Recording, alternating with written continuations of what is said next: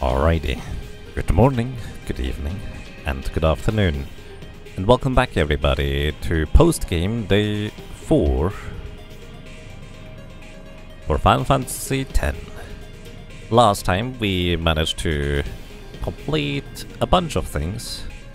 We found some more jacked spheres, or I guess orange spheres in a certain sense.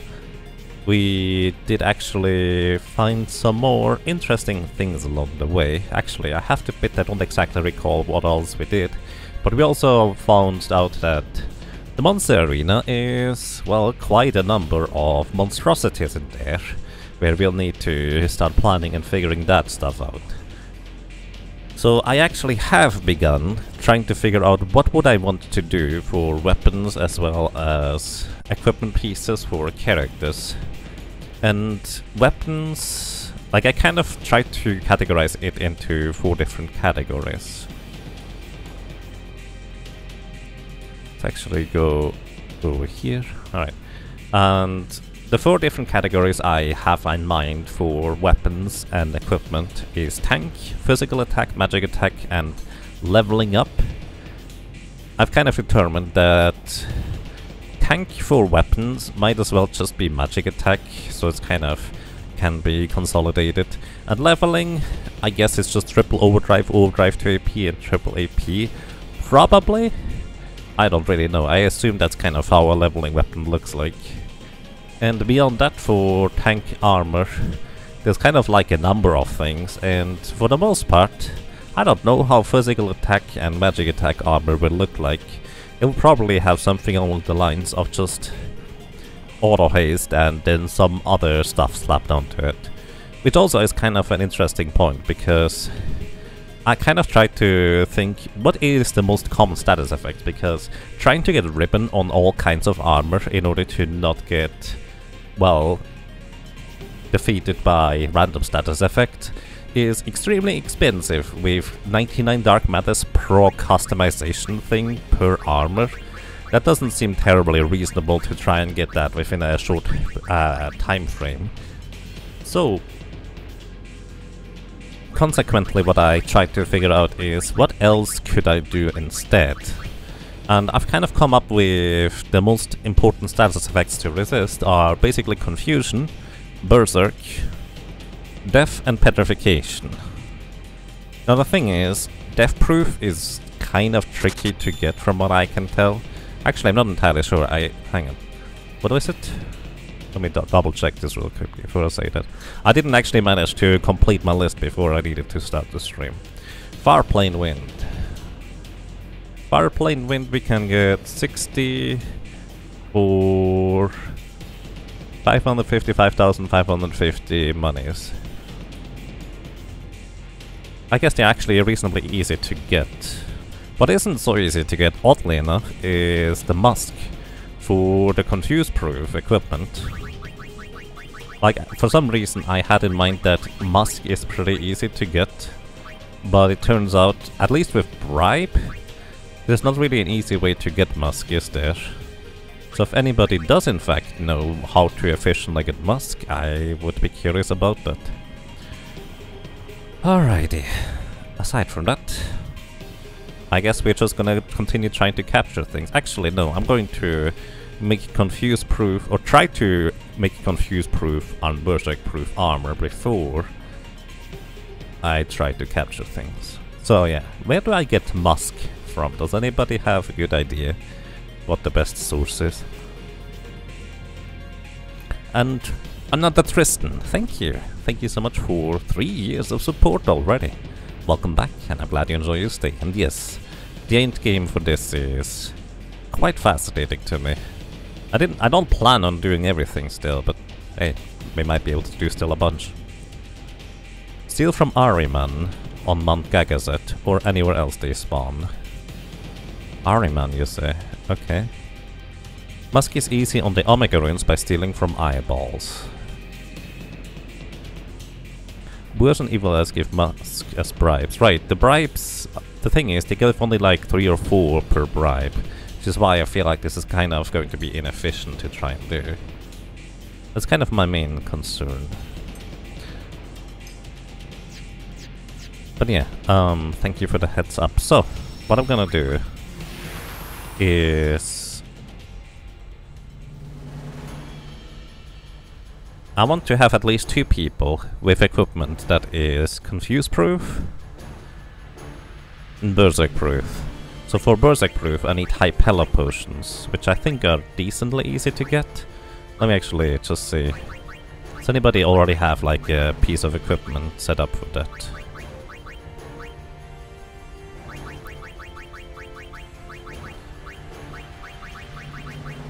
Actually, who would I want to go for anyways? In order to capture things inside here, I would want to go with Tidus and Waka, and probably Lulu. Would it be faster to fight them in the arena to steal from? Possibly. That's kind of... the question is also just how much does it cost in the arena, but it's probably rather affordable. Ahriman is Musk ×2 common steal and Musk ×3 rare steal. Which stealing from them sounds actually a lot better than trying to bribe enemies for 2 or 3 musks. That sounds good to me. Okay. Yeah, that's good information, thank you. So either way, let's see real quick. I would probably want to have Tidus because he's just going to be the physical attacker. I've briefly considered trying to mold somebody else into the physical attacker of the party, like maybe a Riku. But he's already this far along, I might as well just go with it. And something else I was thinking of, I will potentially want to keep at least 1 person as a low strength character, so I can petrify my own characters. Because I don't know whether that is particularly easy or reasonable to do to begin with, but they should not deal too much damage, is the catch. And unlike any other Final Fantasy, you can't just give them a weak weapon, that doesn't work. So yeah.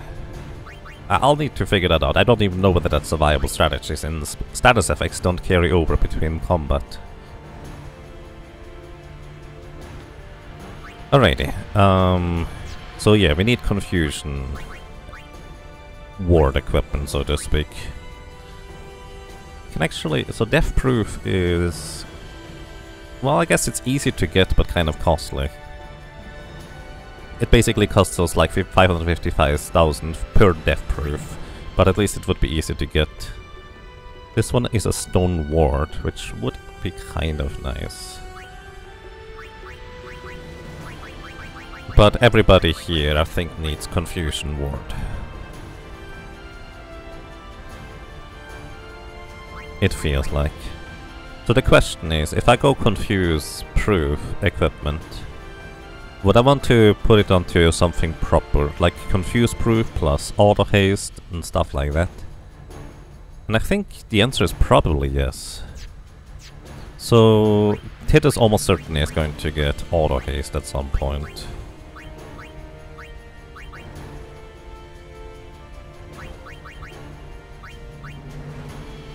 You have 2 peaceful shields. That's kind of funny. I don't even use these. You're counting on.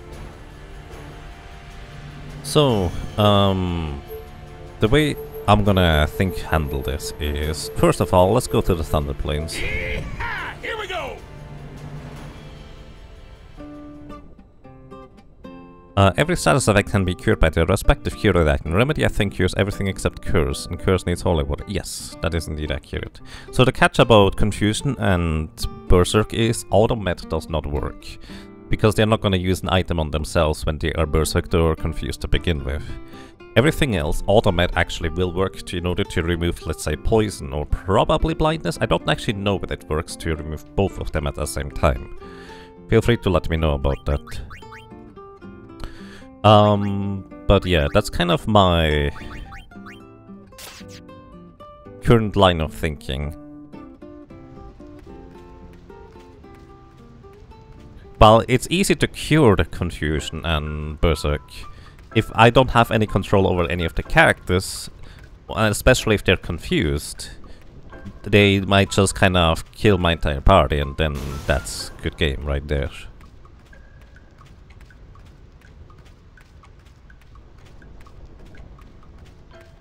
When you have two statuses, it uses Remedy. Interesting. Well, that's pretty good, actually.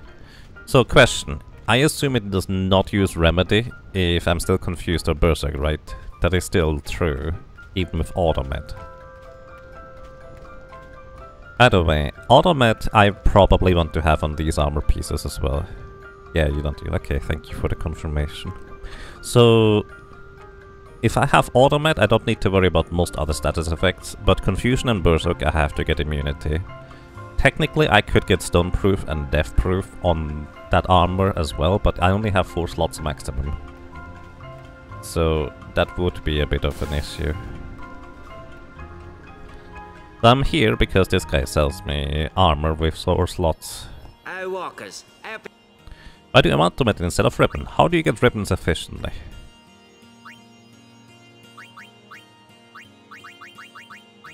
That's kind of the thing right there. Like, ribbon would be the ultimate thing, yes. But how do you get 99 Dark Matters?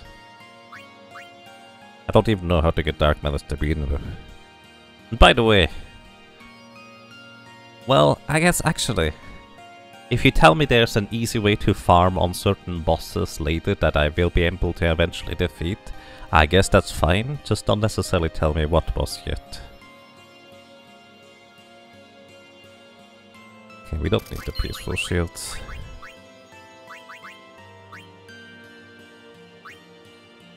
So I definitely want Confused Ward, Berserk Ward. No, Proof, not Ward, it's a difference.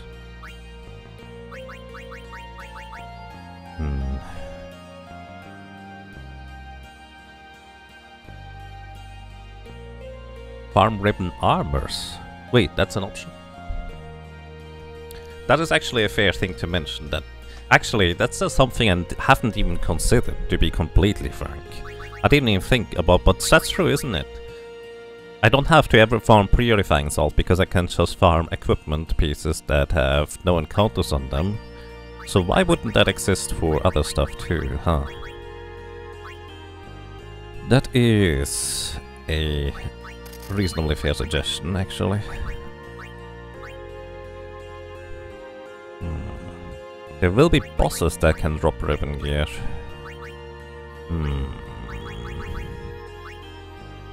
But until then, I will probably just still want to get Confused Proof. Basically, for me, this entire thing here is kind of a journey.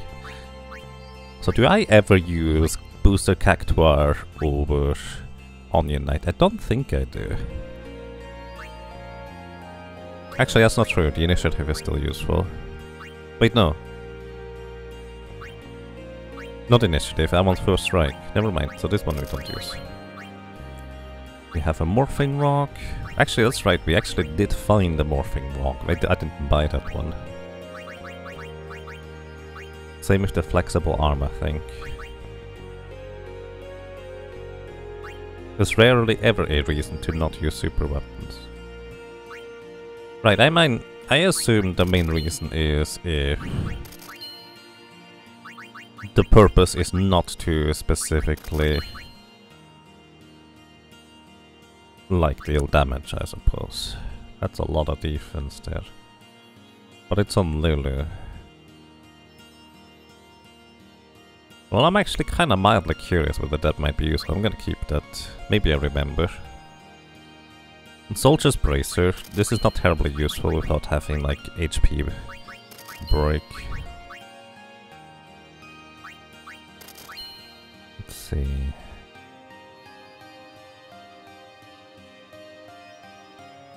But there are a lot of uses for various armor pieces before you have ribbons. Exactly, that's kind of my line of thinking, which is why Confuse and Berserk Ward are the two main priorities to me. Basically, I'm just kind of rolling this up from the get-go. I don't know what it will be in the end. Once I'm at the very end, it is going to be pretty obvious, probably in hindsight, that there would have been more efficient ways to do things. But I'm not at the end, I'm basically beginning at, well, the start, really.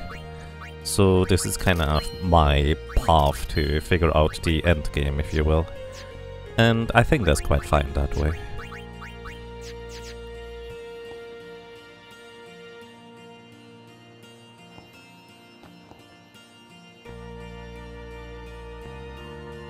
Is it okay to tell you the item that is used to craft ribbon? Yes. So basically, mechanically, so I guess this is kind of a difficult line to define, isn't it? So let me tell you what I know. And I have intentionally looked up. I have looked up all the possible customization options and what items they require. And I have looked up the entire bribe table, what you can get by bribing enemies in order to acquire things. So these are the things I have looked up. I have also looked into the specific values of armor for selling purposes, but that's a different topic entirely. Yeah, I just know dark matter. I have one, and I think that came from boss in some capacity, which is kind of the biggest question mark for me. Like, how would I possibly get more of these currently? Which is why currently for me, ribbon is a little bit out of the question. I will assume that there's probably some method of getting it. But yeah. Alrighty, so I'm gonna go ahead and just kind of follow my concept here. I'm going to... I could actually just add Berserk and the thing to Lulu's current equipment piece, couldn't I?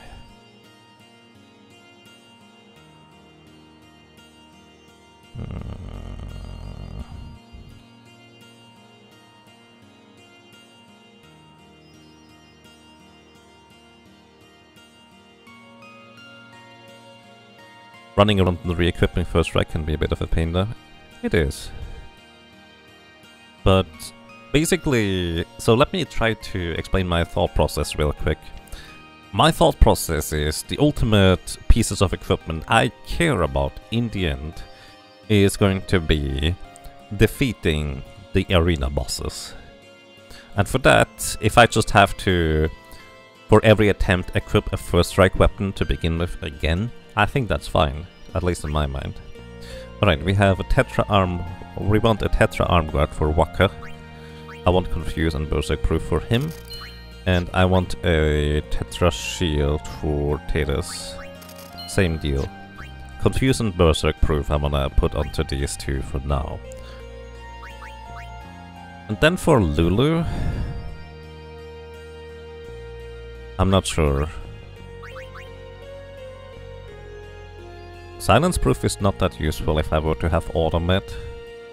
I'm gonna go for Lulu as well. So the main reason for these three is because I'm currently trying to go and capture a number of enemies that are coming up here. And if I run... well... let me actually real quick check my catch list. I don't need that many more Demonoliths, and Demonoliths I will be able to capture before they can possibly Stone Breath, as long as I play it properly. Which consequently means that I'm not too terribly worried right now about Petrification. So I think I'm gonna stick to my original plan here, at least for now. And that original plan is... let me sort my equipment real quick. That original plan here is... not the Tetra Shield, this Tetra Shield. I want Confuse proof, Berserk proof, which means I need more Hypella potions. And I need more musks. And what else? On this armor here, I guess I could also put like auto haste, technically. But I'm not sure how good that is gonna be. And yes, I'm just theory crafting how to make stuff. I don't necessarily want like... actually no, I do not want information on what strategies and what combinations work. Because I feel like that's the interesting part for me personally to figure out. Alright, we need a lot of musk if I want to come through proof. And I need a bunch more Hypella potions, which should be easy to get. What was the third thing I wrote down? The third thing I wrote down was... we could put Stone proof on there. Or Death proof. Death proof is just really expensive. I do not have that much money.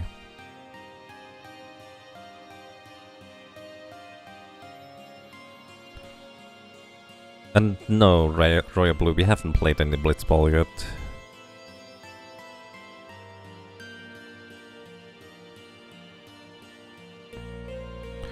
Yeah, my two main priorities are confuse proof, death proof, and I'm probably going to put automat on these two.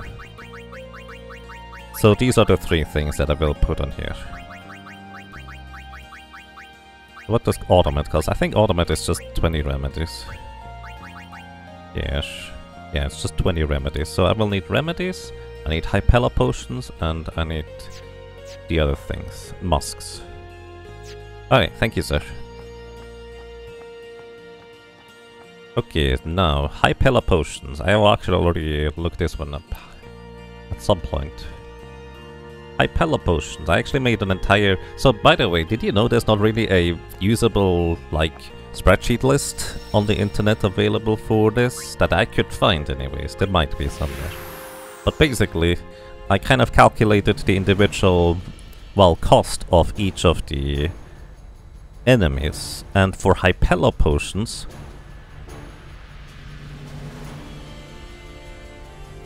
Technically, the cheapest one would be getting 10 each times from a Raldo enemy for 600 each. But the catch is it's only 10, so it is kind of a lot of work. So what about going for a Marusu, which only is slightly more expensive, for 24 each time? Or I could go for the shreds directly, which is 50 each time, if I go for Hypella potions. Either way, I have no idea how much they cost to even to encounter, so let me go to the monster arena.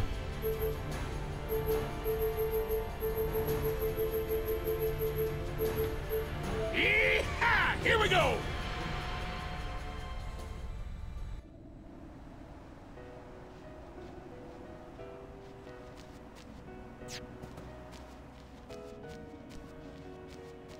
You assume one of us is going to intervene and spoil optimization of Blitzball because no one wants to see hours upon hours of Blitzball.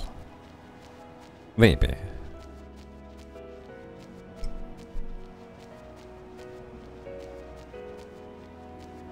Even getting started with Blitzball is an ordeal? Yeah, that's kind of basically been the main contributing factor as to why I haven't bothered. Because it is an entire, like, aspect of the game to learn that I don't technically have to engage with. Kind of, sort of, somewhat. Raldo is the best deal financially. Yes, that's what I'm saying. But it's only very, very slightly better of a deal compared to a Murusu, which Murusu gives more efficient deals anyways. Oh no. He has more stuff for me. I've been researching the fiends who've brought and cultivated a fascinating mushroom. 99 healing springs, huh? Wanna take a swing at it? The first fight's free. Sure. I'm gonna get murdered. Sleep Sprout. Guess what it's gonna do? It's gonna put me to sleep. Do I have sleep armor? Oh, you have sleep ward. It's probably as good as it gets.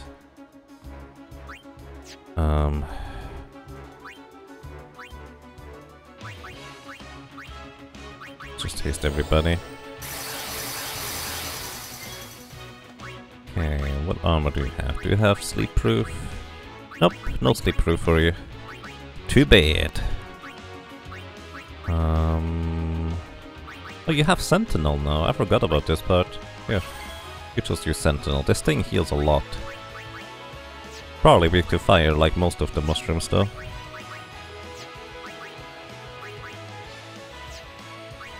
Let me get Yuna in here for now. And put Protect in here. Good night. That enemy seems like a fun guy. Yeah. Do you also deal damage? Good night forever. And Berserk. And Poison. Yeah, that's kind of the expected result. Alright. Now, what I'm actually here for is... Where are these enemies? I'm looking for... No, actually, I'm looking for... Murusu. What is a Murusu? There it is. 247. Pretty cheap to encounter. And Oran. Here you have bribe. How much do I need to bribe you? Murusu is 11,600. Technically less is probably sufficient. Hello. But it also has a slight chance of fail if I don't bribe the entire amount. I think it has a slight chance of getting not the full reward from it too. And here we have 18 Hypella potions. This is actually less than I was bargaining for. Then again, I think there's some variance anyways. So this is how I'm gonna get my Hypella potions, I think. Kind of expensive-ish, but mostly fine. So this should be 25% its maximum HP, if I'm not mistaken, right here. Is that the correct amount? No, one more. Wait. Wait, which one are you? Oh, this is a I'm looking at the wrong thing right here. Yeah, I'm looking at the wrong thing. I'm looking at the 20 times numbers. So I actually need 14,500. Yeah, this is for the full amount.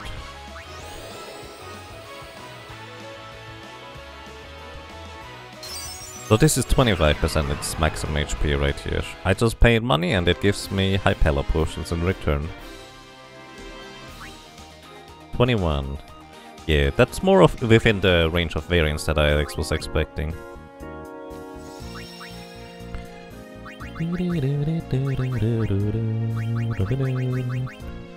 So with this I will be able to make Berserk proof, right?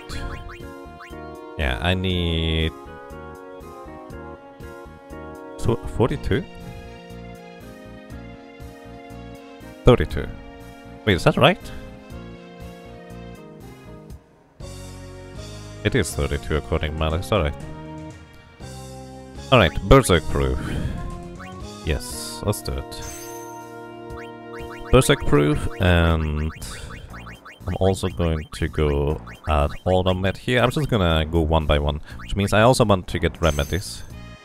Curative Shield, you can technically buy remedies directly from a vendor, but it's actually cheaper to get it from a certain enemy for a decent amount too. So the last one was Confuse proof that I want on this, but we'll not get that until a little bit later. Alright. I need a few more Hypella potions.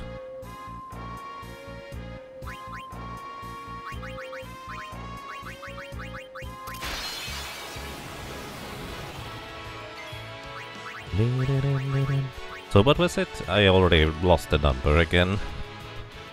Hang on. Maybe this time I'll remember. 14,500.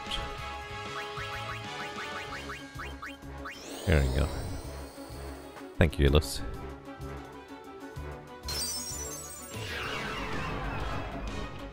And thank you, Royal Blue.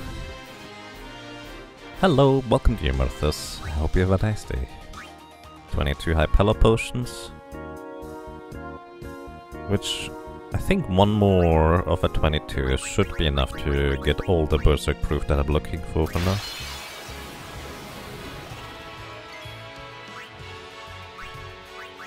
I wish it kept the last number.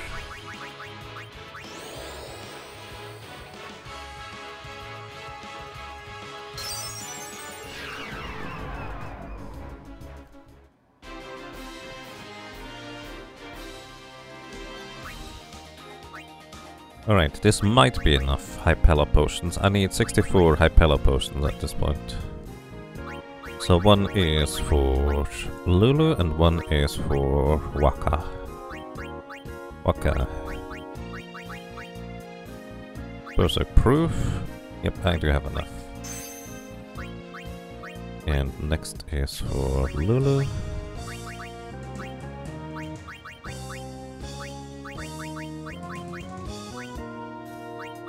Okay, that's enough. I'm an idiot. Ah, I didn't save before that. That was Ward. Yep, that was Ward.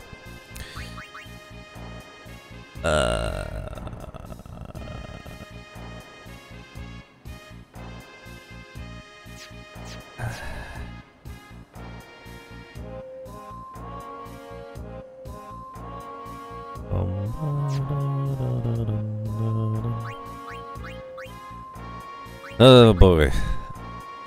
Yeah, that was the wrong thing. Wouldn't be Yaga stream without the derps. That's just how it works.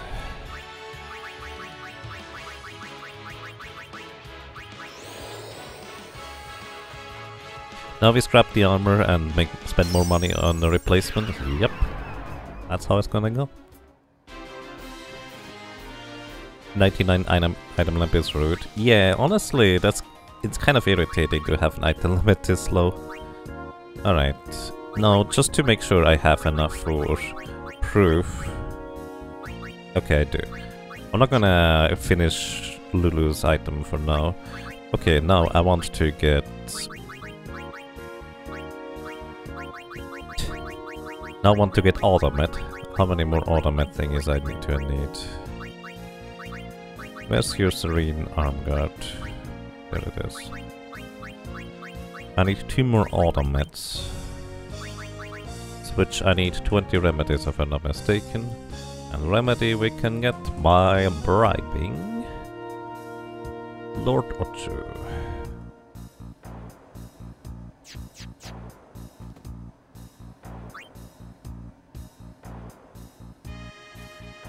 Wait. Have I ever met the Lord Ochu?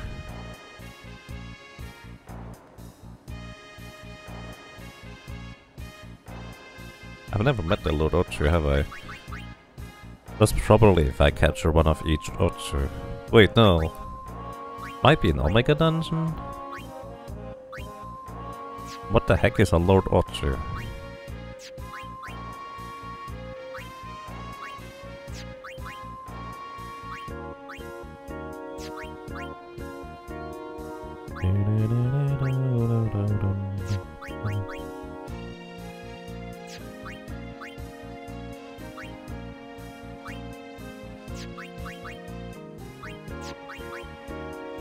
There's an regular Ochu. We can also go for regular Ochu for 70. It's a lot more expensive, all things considered.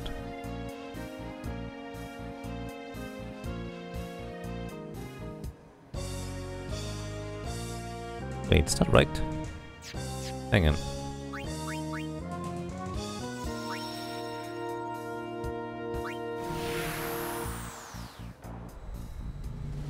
You're counting up. Hang on. Alright, so... I need to double check something real quick, because I don't trust my notes right here. Is that... I'm not sure about this. So according to my list, one remedy purchased from a... effectively Lord Ochu is 1453 gil. If I buy a remedy in any random shop, you don't sell remedy. I thought you would sell remedies. Is the Lord Ochu the one in Kilika? Oh, that's the boss?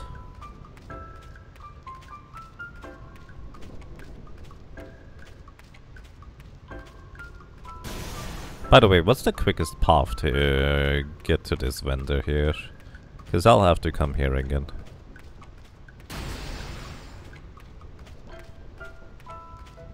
Wait, can you just pay the boss to go away? By the way, I guess Ochu is as good as it gets. Yes. This is kind of funny. Yes, I know about Ultima Weapon, which actually has a practical use, because that's the easiest ways to get amulets from what I can tell. Which I refused to do because I actually wanted to find it. Alright. I have double AP on both weapons, I can sell one of these. Either way, I'm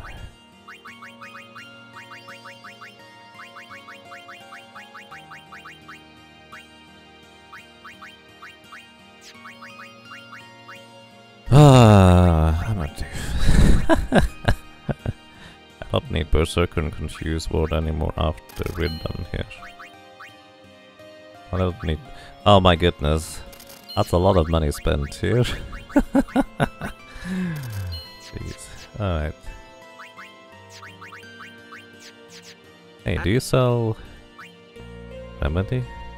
I thought you could buy remedies from certain vendors.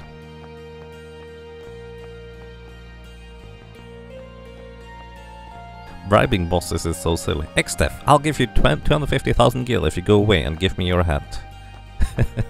Yes, indeed. And hey, Undying Futility. Welcome to you, I hope you're doing well. Pretty sure Rin sold remedies. He did, right? Let's see. Rin is one of the few NPCs I actually remember the name of. I don't know why, he's kind of memorable. May I help you? He does sell remedy. So this is actually cheaper. Wait, hang on. That's right, isn't it? Technically Lord Ocho is cheaper with 1,153 per unit. But practically this guy here is cheaper with everything else. Huh. I actually need enough remedies anyway, so I'm just gonna buy all of them. Thank you. You're... Also far more convenient, yeah.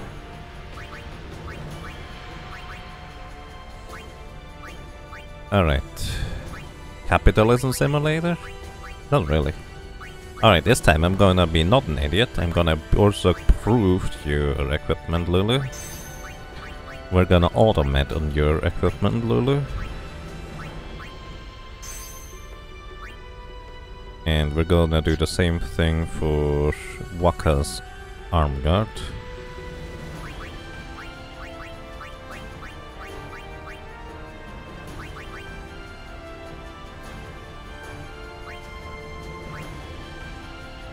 Who's your favorite Final Fantasy X character? Character in general, or like one of the characters you control?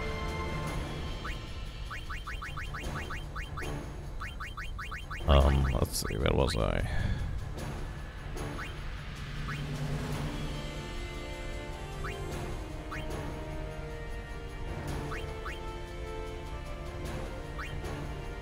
Automate. Automate is what I was looking for. Where is it?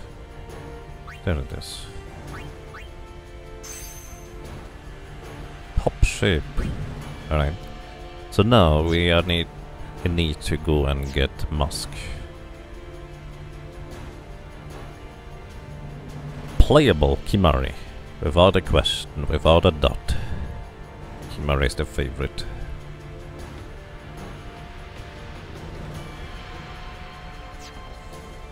Alright. I also need auto haste on somebody's equipment at some point. And who makes the most sense? Not Kimari. Preferably somebody who can steal. Which is Orin, Riku, and Yuna currently.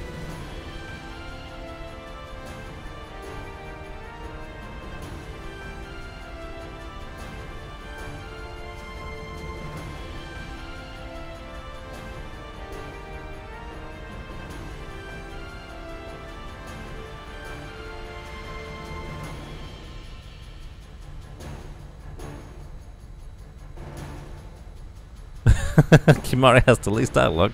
Would be the best for a speedrun if you could make him the main character. I've never considered that part, but fair. Alright. I want to be able to steal.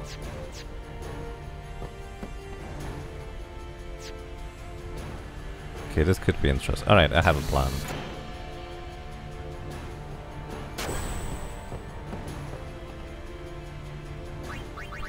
So, Yuna, do you have something... You have Confuse Ward, that's good enough. Do you have Confuse Ward? You do not. You actually have a Tetra Bracer that we could use sometime.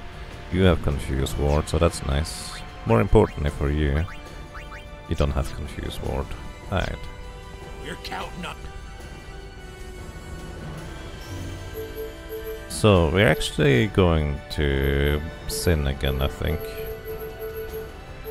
Yeehaw! Here we go!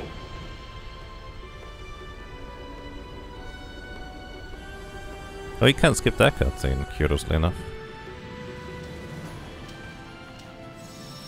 Alright, so we're just gonna run around here, steal from...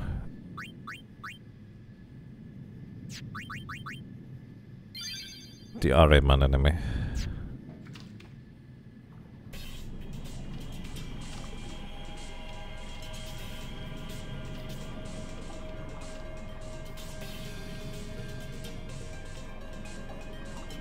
Oh look, a wheat butterfly. Also, I'm not ever going to get into an encounter. Guess why?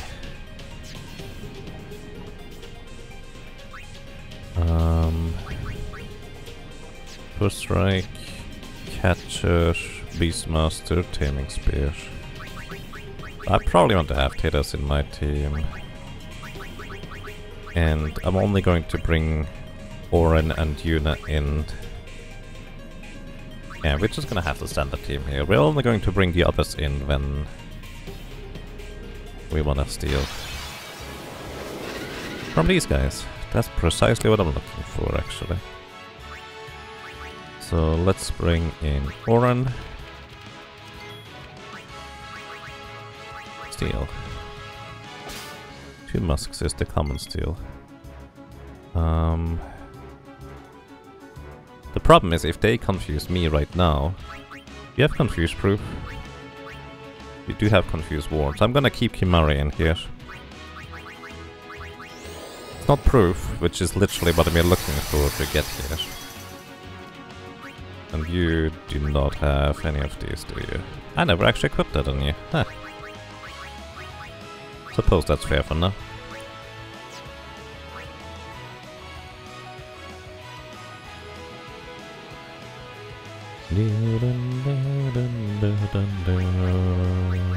So I did steal from you, so I'm gonna knock you out. I know I can't capture anything more from you, but that's fine. Steal. So yeah, I think these are basically as good as it gets for getting items from these enemies. Okay, Waka, we can exchange you for Riku for now. Steal. Because at least if Riku is confused, she is not gonna murder us all. Gonna bring Waka back in here over here. We stolen from this guy twice. And now we try from this guy a little bit more. Alright, twice is probably as good as it reasonably can get. And we have a bunch more musk. That's precisely what we're looking for. This is probably as easy as it gets, isn't it? To get musk from enemies. Also lucid, you say. Isn't that... confused ward? Probably want that for now in case we have you in there. Get you guys back in here.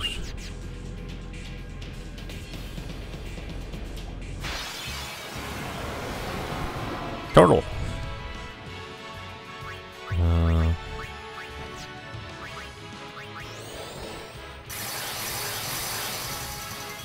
To be fair, I'm not gonna get Kimari in here. What do you have to steal? Healing water. That's cute. Petrifying. I've also thinking one of the physical attackers, or my physical... I will probably just build one character. Wants to most likely have 1 MP cost, because quick hit spam seems like a way to go, honestly. Oh, nice. Good job, Waka.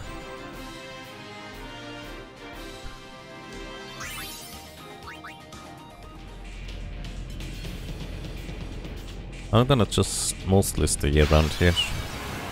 Because every so few encounters I wanna reset, probably. Okay, nothing interesting to steal from you. We're gonna get Kimari in here to haste. And with a bit of luck, Waka can just knock it out. Alternatively, these other two will knock it out sooner rather than later.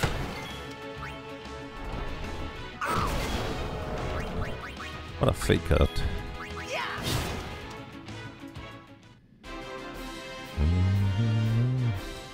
Riku can do everything except multi-hit.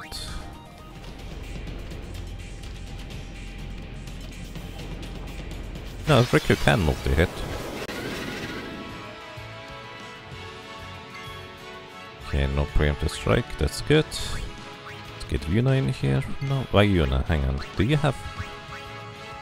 You have a confused ward, that's good. Steal. And that's good. Oren in here. Try to steal from this guy too. 50% chance, didn't work. Try again. Couldn't steal. 50% failed. Alright, knockout 1.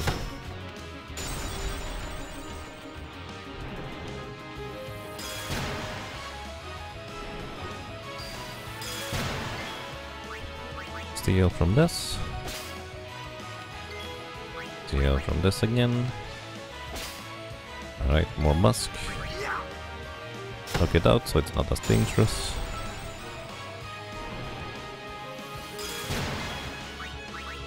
Steal from this. And steal from this.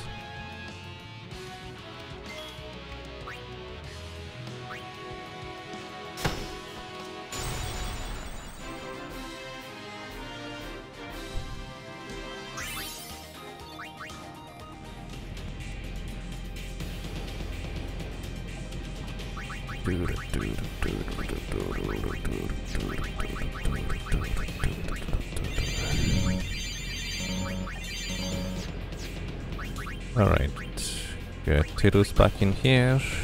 Get a Yuna mainly. Maybe I just keep Orin in there, that's fine.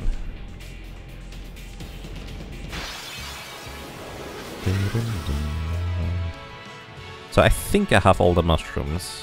Well, that might not be true anymore. Okay, yeah, because we did lose a bunch of captures. When I got knocked out by the big meanie. I just knock it out, it's fine.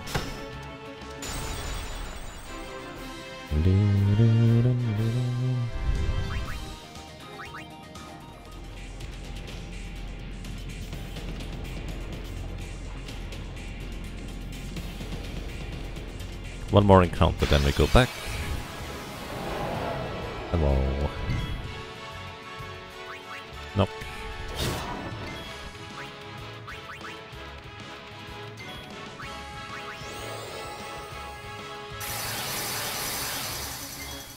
Knock. Who's there? And hey, Radiodactylus, welcome. I hope you're doing well.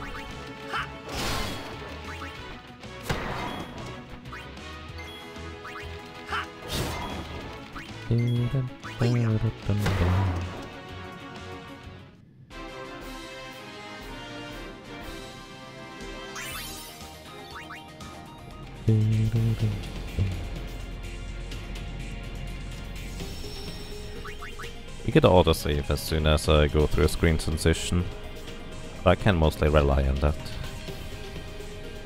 Just woke up, so you're making a coffee. Enjoy your coffee. Welcome to you. Alright, we get a preemptive strike, so let's get Oren in here. Steal. Get Yuna in here. Steal.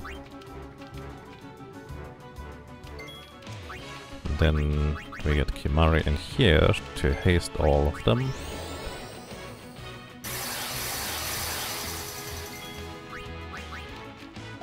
Stolen. 25% chance next. Get Waka in here. Start cleaning up these clones.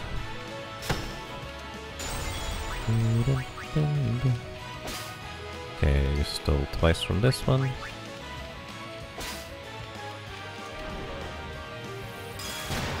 I guess getting Musk is not going to be as annoying as I expected it to be, but at the same time,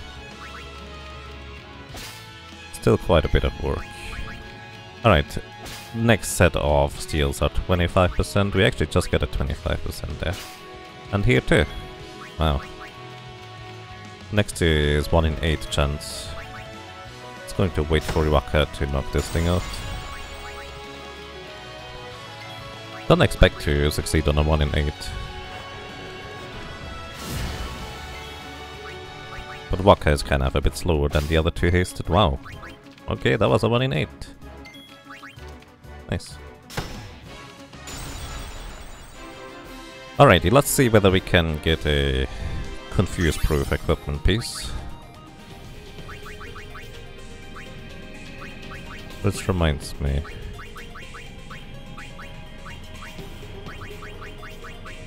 Spiritual arm guard? No.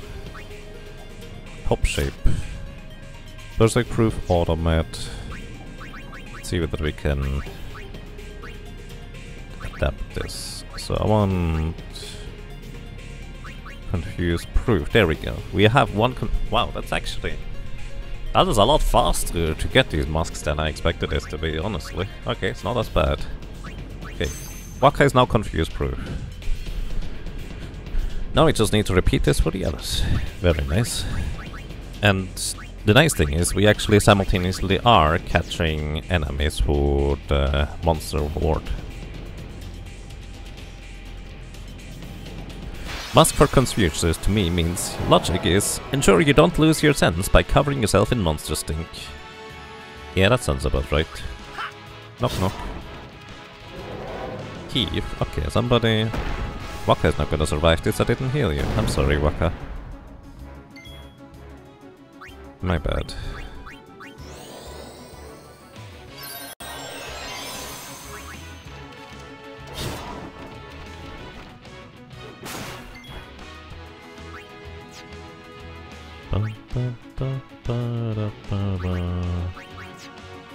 At this point we just hissed. I was considering just switching to Lulu for a heavy hit, but I haven't paid attention how much HP this thing has remaining, because I also have no recollection of how much HP it has to begin with.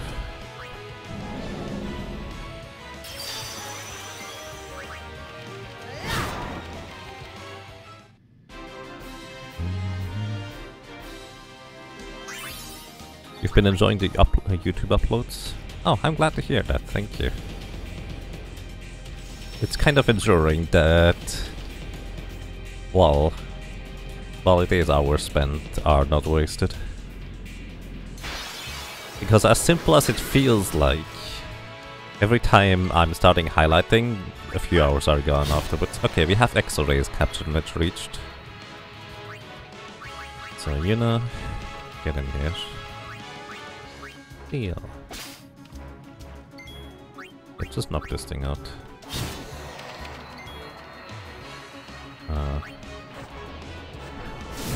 Try to steal one more. Nice. That's fine. It's actually so here's the thing. Getting videos to YouTube is reasonably streamlined because there's literally an export button that you can just press.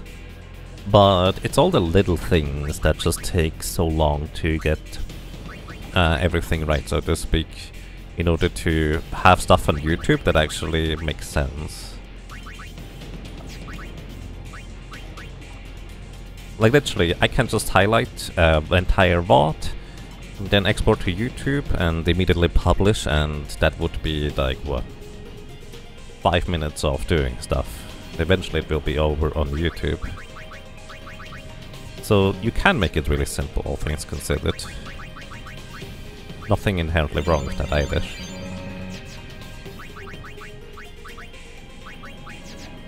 The tricky part is, for me, I want to have a proper thumbnail so people can look at the thumbnail and immediately know what they're looking at. So that always, per series, costs a bunch of time to try and figure out how I best can do this, and often I'm not sure whether I actually get the best thing either way. But also it's like trying to make a proper description and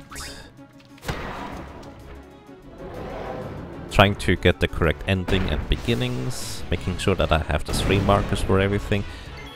Well, really, it's just a bunch of little things across the board. That's just the nature of the thing.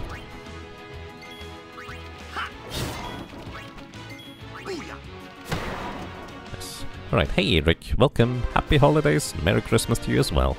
Thank you very much. And for that matter, that's actually an excellent point. Welcome everybody, hope you're having a good time. Happy holidays, happy Christmas, happy Kwanzaa, happy merry-go-round, happy Halloween, whatever you might be celebrating or whatever you might not be celebrating. I hope you have a good time. Because some people just don't celebrate anything. You know what? I think that's quite fine too. Just enjoy your stay.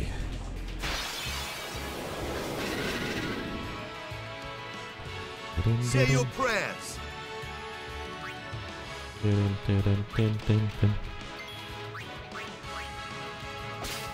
Alright, the reassuring thing here is now that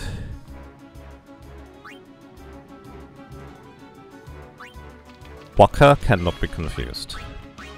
And the other two don't deal enough damage for this to be terribly big of a concern if he does end up getting... well, if they get confused.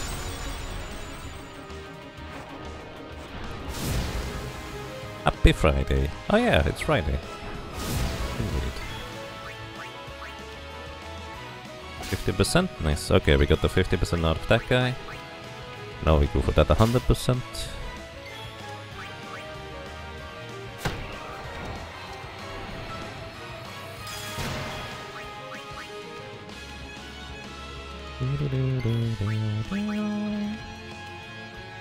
Come on, so 50%. Come on guys, 50%. It's very imbalanced for when I got the 25% on 2 different enemies efficiently. Did I get Waka's Celestial Weapon? No, I haven't played Blitzball yet. I may or may not play that sometime. I'm not going to guarantee either way, sorry. Maybe I might just do stuff offline, but currently I have so many things to do. Chances are probably not anytime soon, if I do that. Do you have your full lore run of Terrank on YouTube? It should be there, yes. I'm reasonably certain it should be there.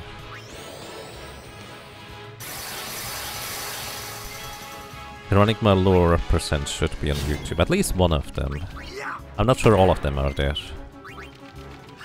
Kinda funny, Tidus deals basically max damage here.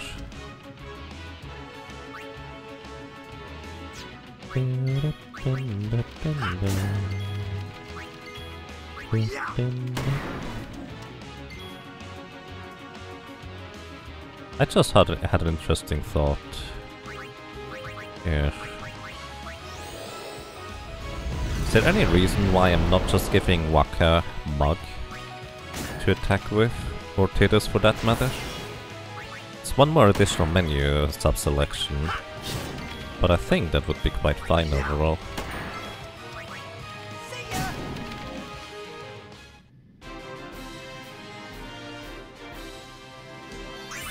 Let me actually see whether I can reasonably give Waka and Tidus Mug.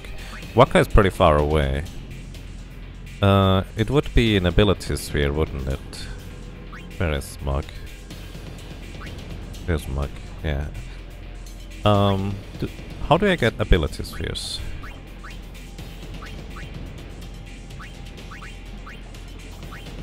Not ability spheres. Maybe it is called ability sphere? The sphere that allows me to... Bug looks like a tech. I need a tech sphere? Okay, how do I get a tech sphere? Thank you for the correction, because otherwise I would have gone with the wrong thing. Tech. Okay, you can't bribe a tech sphere. Skill sphere? Maybe. Could be a skill sphere. Either way, how can I get one of these spheres? There's no bribe for it, apparently. Shinryu. Skill is for steal, Mug is an attack. Okay, so I need a skill sphere. Undying Futility, thank you. Thank you for subscribing and welcome to you, and I'm glad you enjoy your stay. Thank you so much.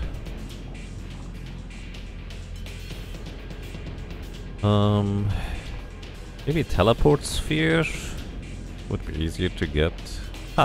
I could get a teleport sphere from a Barbatos.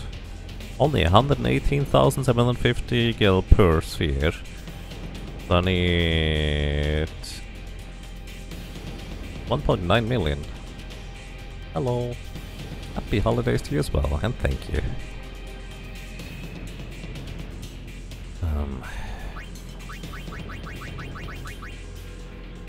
Move to any node activated by an ally. So technically, I could use a teleport sphere back and forth. Teleport spheres are not worth grinding for. I mean, it would be very useful right now. Move to an ally's location. Sure, okay, I'm gonna do this. I don't mind. There's probably ways to do this more efficiently. But right now, I don't know. This is the efficient way that I know about. So I'm going to teleport here. Give Wakamak.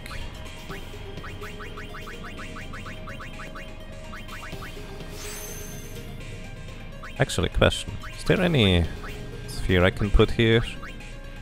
Defense sphere, HP sphere. Sure, just put an HP sphere here too, why not? Right, then we're gonna go to Titus and we use a friend sphere in order to go over to Waka.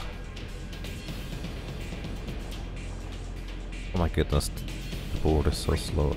We go to Waka via friend sphere rather than teleport sphere. Don't use the second one, I've made that mistake before. Then we pick up this ability sphere. And then I can use teleport sphere to get back. Or we could just continue here. Is there any downside to continuing here? Was I actually getting anything with you guys aside from skill points? I guess I just got osmosis for you. I kind of feel like I'm gonna max out Titus and Waka's board at some point anyways. So sure, let's just keep going. Might as well.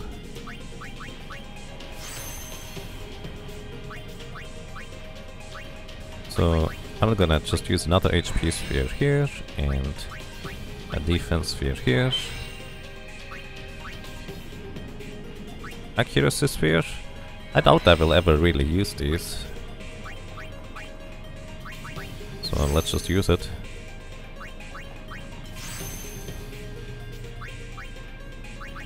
Time to min-max so hard that you could use the spheres capable of destroying nodes and replace all the small stat-up ones with better stat-up ones. Yeah, I've heard of some people doing that. I've actually not even seen one of these spheres that can destroy nodes to begin with. Alright, the question is, where do we go towards? I think this Dispel you guys would be nice, but then we get into the magic stuff down there, which probably doesn't have as much strength.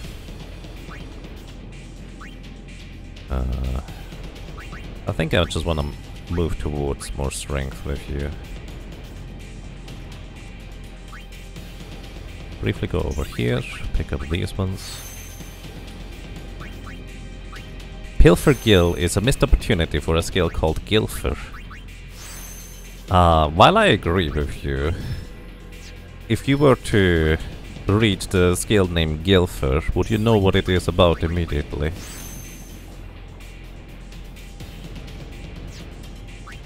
Because I probably wouldn't.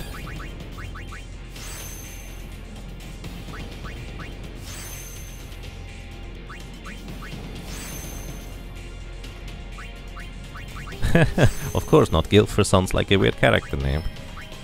It does.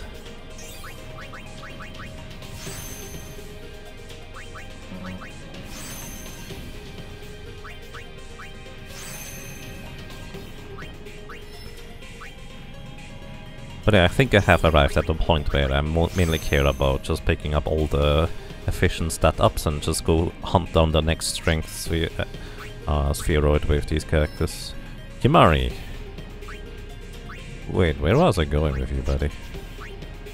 Did I want to go get Doom? For one agility point, that doesn't seem worth it. Should we just keep going down here?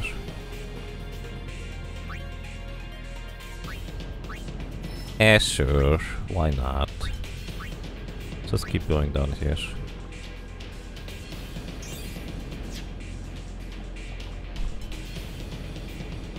Excuse me.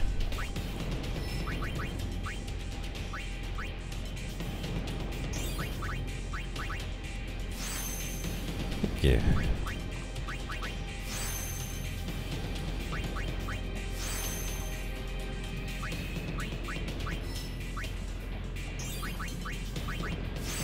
Alright, the magic increased by 4. Lure. Lure. I think we just keep moving down this road, I suppose. At this point, I feel like I have most of the interesting things already. What's this thing? Quick pockets. Somebody already explained to me what quick pockets was about, but I already forgot again as well, so... What's quick pocket for? Anyway, Luna is actually kind of tanky.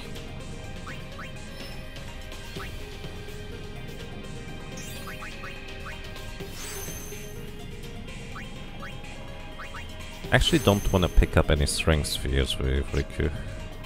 I'll need to keep that in mind. Oren, you keep going here. Wait, why do you have not picked up these 2 mana? Oh, because I just put those there. That's why you never picked them up. That's right. Quick Pockets is using an item like Quick Hit. So basically it's faster, but isn't using an item already faster than a regular action? So is it like a 3rd action rather than 2 3rd actions? Quick Hit is I think 2 3rd and an action is like 1. You put it that way, I think. I might be wrong. Use items with less delay still though. Okay, good to know. Which might be useful. Or it might be mostly useless, really. Okay, also I should keep using your overdrives. I've actually never used Energy Rain, have I?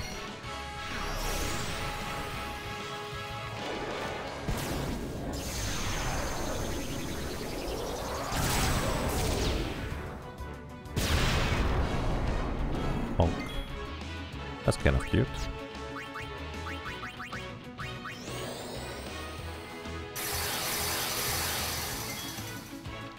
Max agility plus quick pockets equals time to throw another 49 grenades this turn.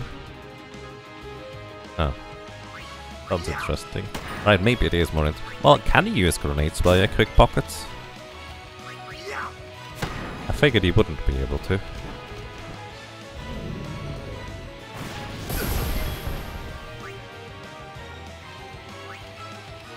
I think grenades you normally use via use commands, right?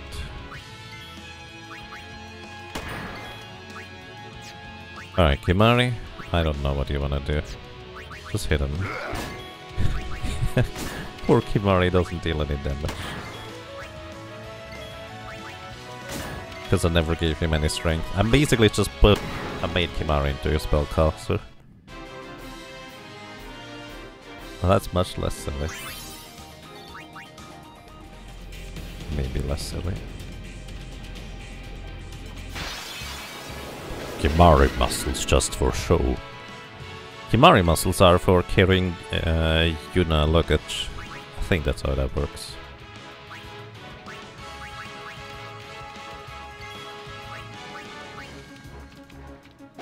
Deal.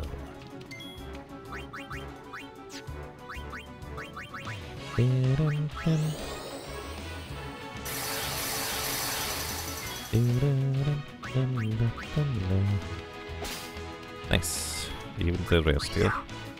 You may be at the point where you just focus on your endgame team exclusively. We only need 3 characters. The thing is, I feel like that might not be entirely true though. Like, in theory, I only need 3 characters, but Shinryu, which I don't know about how to precisely handle,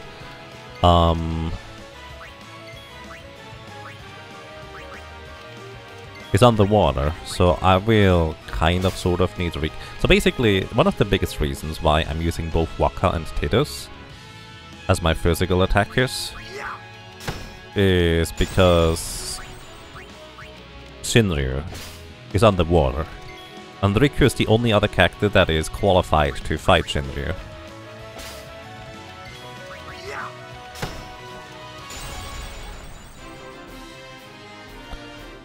Then again, Riku is always useful thanks to Nyx, no matter what, so that does help.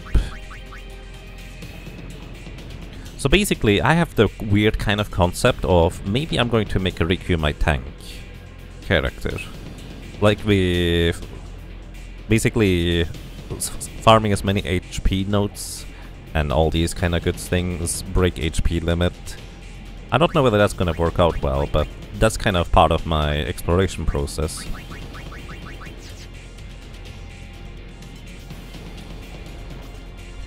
So the others can swim, but it's more of a concept of being capable of making, like, taking actions underwater, I guess. It's never actually precisely explained in the game's lore on as to why specifically Waka, Riku and Tidus are capable of just swimming. Like, the assumption that I've read the most, because I've actually kind of googled that because I was curious, the assumption that I've seen the most being made is Tidus and Waka are Blitzball players, so they are used to just kind of heavy-duty lifting, if you will, underwater while doing stuff, because that's kind of what they've trained more or less their entire life for. Maybe not the best explanation, but at least it will kind of explain it. Like, the lungs on these characters might just be really, really crazy good to go for entire, like, 10, 20, 30-minute battles.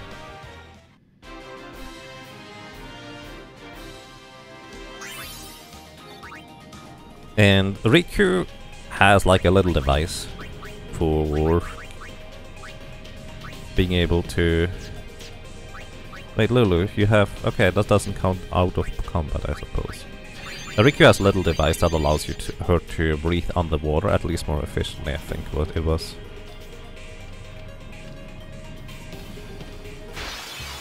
They actually, generally speaking, don't talk underwater, interestingly enough. I've been actually kind of paying attention to that, at least story-wise. When they're underwater, even in combat, they generally speaking don't have their usual battle cries and yells and stuff like that. Like, it's never precisely explained, it's more just kind of, if you will, accepted, which, honestly, I'm mostly fine with the way they do it.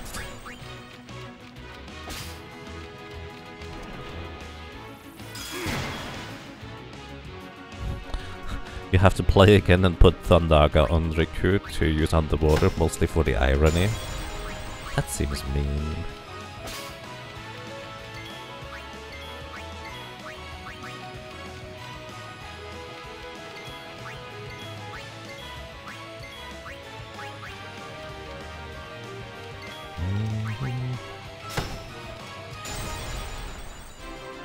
You consider all Final Fantasy protagonists to be superhuman compared to normal people? I feel like it's, in my mind at least, it's more of a hyper-training type of deal. Like you have in anime, for example. Any normal person in an anime, well, in a lot of animes, any normal person can become a super warrior if they just train hard enough. Which I think is kind of a fascinating concept to begin with.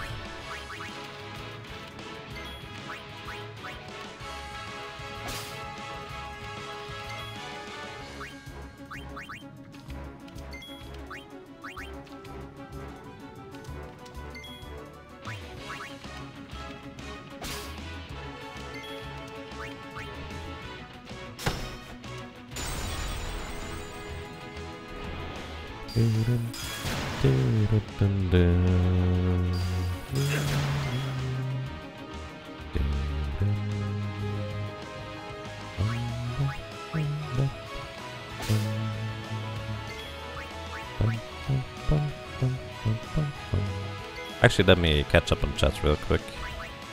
Because something about break HP limit information.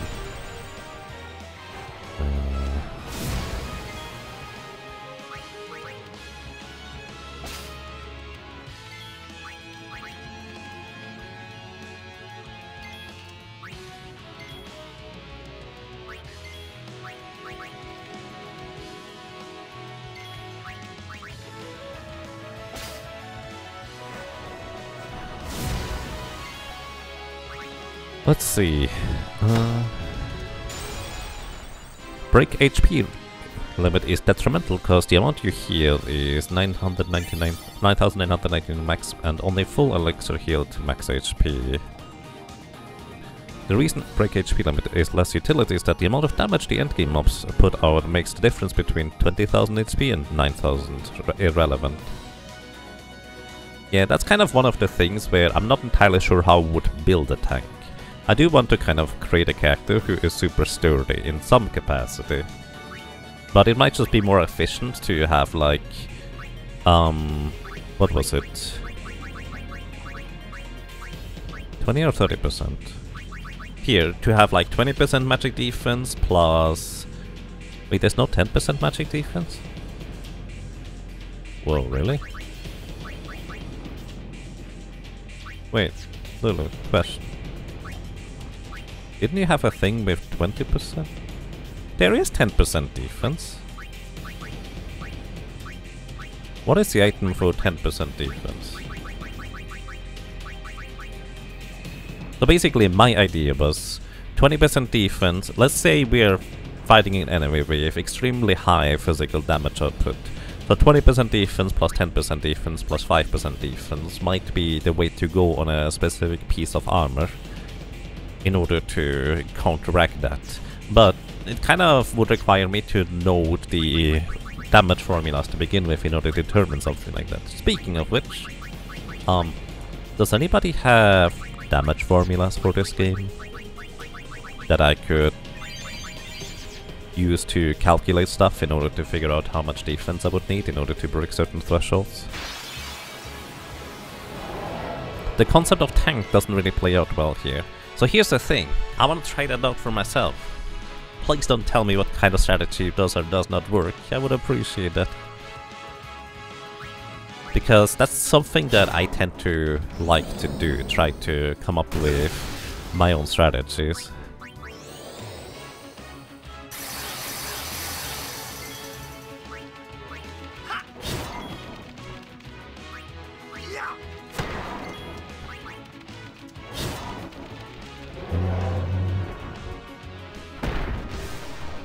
You do not think there's a threshold to, as far as defense to break? Well, I mean, it's more of a concept of...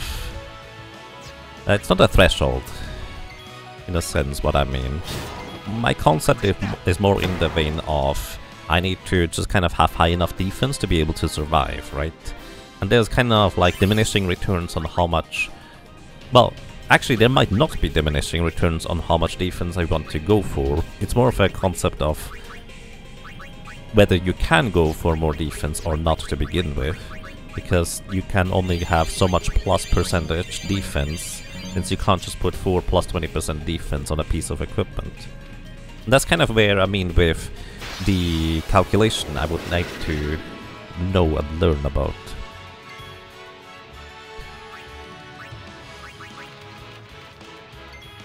If that makes sense.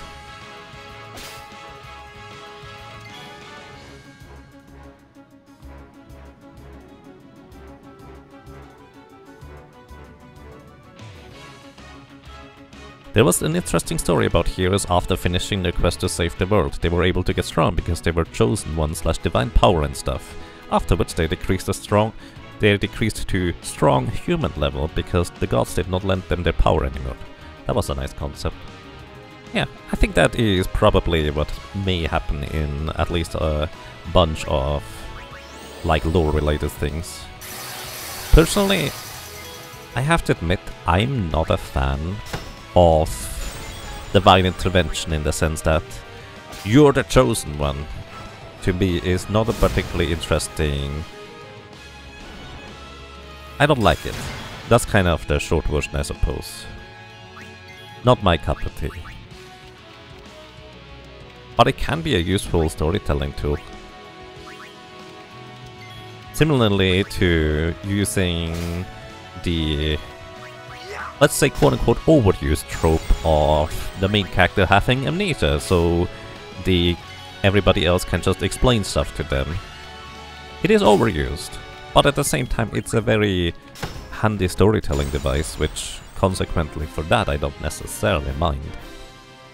But the thing is, my favorite type of character in stories in general are just the ones that are not the chosen ones, are just kind of regular people who happen to be able to accomplish things because, well, for a variety of reasons. Like Mid and Sid, for example, in Final Fantasy V, to me are kind of part of that deal, if you will. They are not superhuman or chosen by the winds or anything silly like that. They just happen to be decently smart and a lot of motivation to get stuff going and working. And because of that they manage to help out, well, beyond their traditional human capabilities. Because they lend their, well, other kinds of powers to the party. And that's just kind of my favorite. Either way, let's see. The damage running for the attack command, as well as any physical attack, is as follows. Stat to the power of 3 divided by 32 plus 32 damage constitution, or damage con. What is DMG con? Divided by 16, and stat is equal to strength plus cheer. Stat is equal. Oh, so cheer is just 1 strength more? That's interesting. But it's to the power of 3, so it's quadratic. Or cubic, I guess. Dimcom is the damage constant. Okay, I assume damage constant is based on which attack you choose. What about clerics and paladins channeling the power of their gods? Well, that's a good question. That's kind of an in-between thing to me, I suppose. Like Frodo. Kinda like Frodo, but also a lot like Sam, is what I'm always thinking of. That's kind of... like, literally, Sam has always been my absolute favorite character. And I have to admit, I never read the books. I tried, and I just couldn't get into the writing. It just didn't work really for me, to be honest. Sorry to any big fans out there. But... Sam has always been my absolute favorite character of the entire story.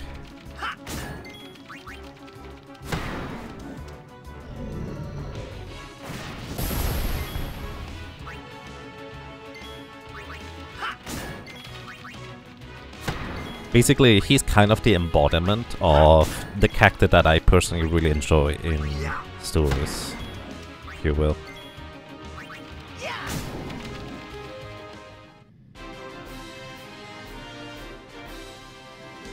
Well, that sounds very unpleasant. Hey Shiva, how are you doing these days? It's also an oddly specific question, if one doesn't know the context. Just saying.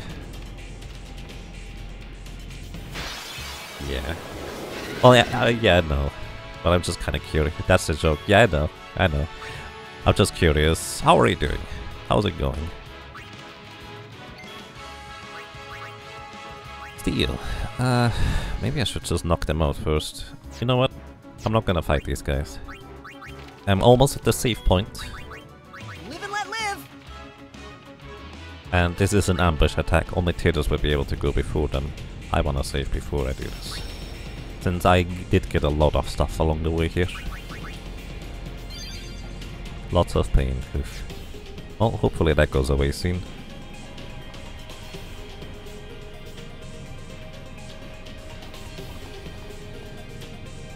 Let's see.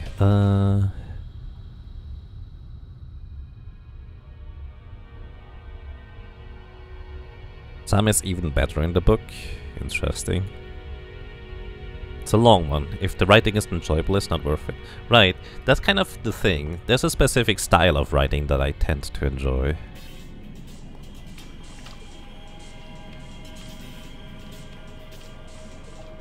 And the style of... So here's the thing.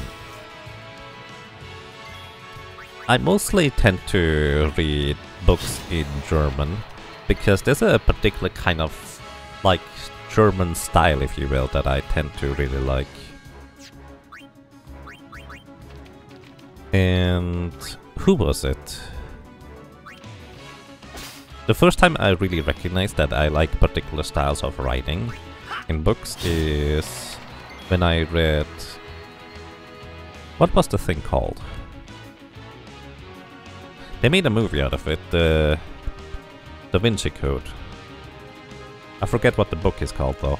Either way, turns out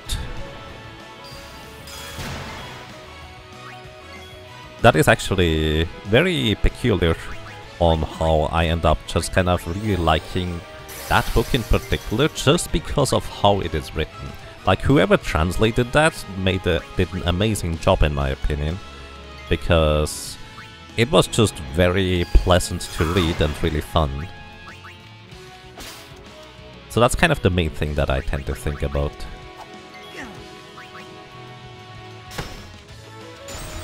Dan Brown book The Da Vinci Code. Yeah, I think wasn't it like wasn't the Da Vinci Code the movie name and the book was differently called? I don't remember. Either way, that's what I was thinking. Your throat was a Sahara, oh boy. Well, I hope that's getting better now too.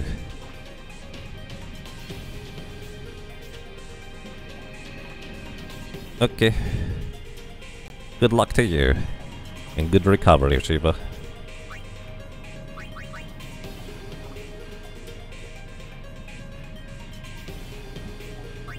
Sleep well. And until next time. How many languages does one need to master there? Where is there, if I may ask?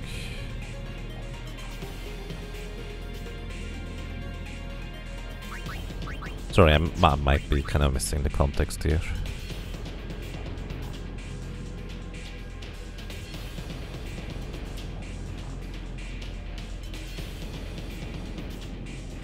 Am I not in... I am in Switzerland, yes. You mean in Switzerland? How many does one need to master there? Technically, only your native language, which is traditionally either French, German, or Italian. Which basically, French is very close to traditional French, although it does have some differences. Italian, I actually don't know anything whether there's any differences. But German, I suppose that's kind of the biggest difference. There is the concept of Swiss German, which you could really just consider to be an extremely heavy dialect of, like, a regular German, so to speak, because we also don't... Like, we learn to write and read in regular German. Like, we don't use Swiss German as writing and reading. That is more something that people just kind of tend to do in more casual conversation and stuff like that. So, yeah. You do actually get French guaranteed in school, as well as English. So you do get the basics for these languages. You can also take Italian, at least around here. Is it a region thing or is it mixed? It's probably very regional, honestly. Like, different schools have different courses they can offer for different languages you can learn. Like, for example, we didn't really have an option to learn Italian until the 8th or 9th school year, where I grew up.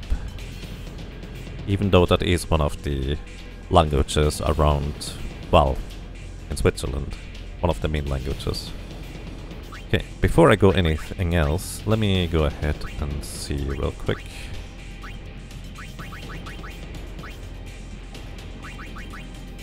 So Berserk Proof Automat, do we have enough for Confused Proof? We do. Alright, actually we have almost too many musks already. Wait, do I have enough for... How many do we need?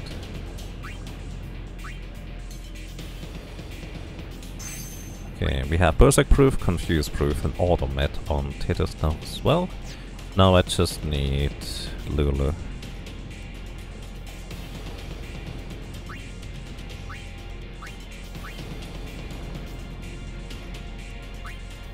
Berserk Proof, Automet. How many more do I need? Confuse Proof. Was it 50? Dice 0? 40. I need one more. That's funny. Alright, we need one more Musk. Afterwards we're going inside and start capturing stuff in there.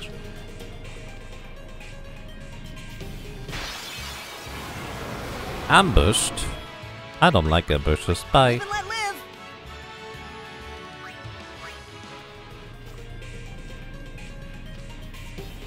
May you go on a tangent on how good raclette is. I really like raclette. I don't know whether there's an English expression for that, but basically raclette, for anybody who may not know, is cheese. Just kind of, you put them into a little metal pan and shove them in like a stove that is usually like an electric stove that you can put on a table, and then it just kind of melts the cheese. And then you, once it is sufficiently melted, you eat it with like potatoes or bread or whatever you want to add to it. It's really neat. There's also a variety kinds of cheeses. On a separate note, I actually completely forgot, and I need to do this right now before I remember. I did actually receive a message about food that I need to show my parents, because they sent out a gift and I kind of got a response for it and I haven't showed them yet, so be right back.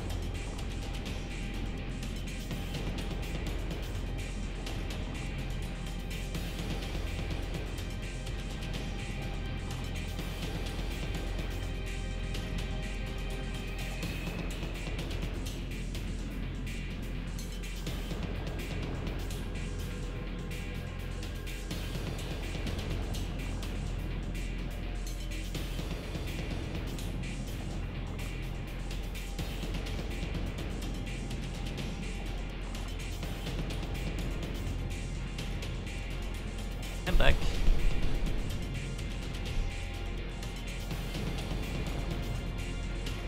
Oh, yeah, fondue can be in different forms. The traditional fondue, at least around here, is cheese fondue. I've never actually had a chocolate fondue, interesting enough, but what is also really good is like fondue chinois, as we call it around here. But it's basically like a bouillon type thing, and you just effectively boil some meat in it or other stuff that you happen to have with you. It's kind of neat, actually. Alright, where was I? Also, I need to catch up with chat real quick. Sorry, I'm... I usually focus either on the game, so I miss a lot of chat anyways, but here I kinda wanna talk.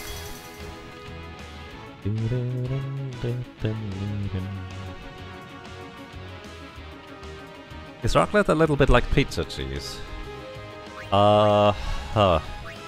Consistency-wise, I suppose pizza cheese is reasonably close to the concept that you could be looking for, yes.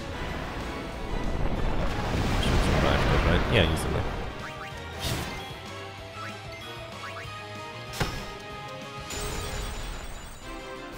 But it's basically, if you think pizza cheese, honestly, pizza cheese is probably a good way to look at it for raclette. But it's basically specially made for this kind of consumption, where it's melted and you just put it on potatoes, and yeah. This guy reminds you of Adam and Timmy? Yes. This is actually called an Adamantus, or Adamantoise. So it is in fact Adam and Timmy, if you will.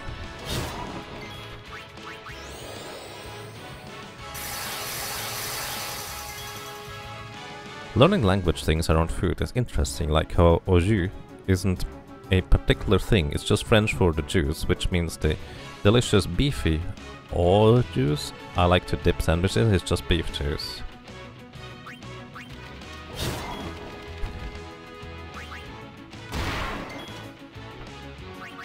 Yes, I suppose.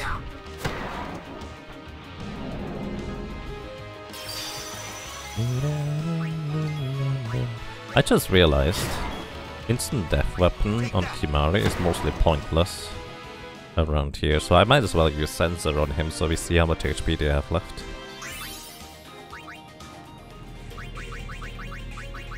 Right, Kimari? Or we could go for double AP, why not?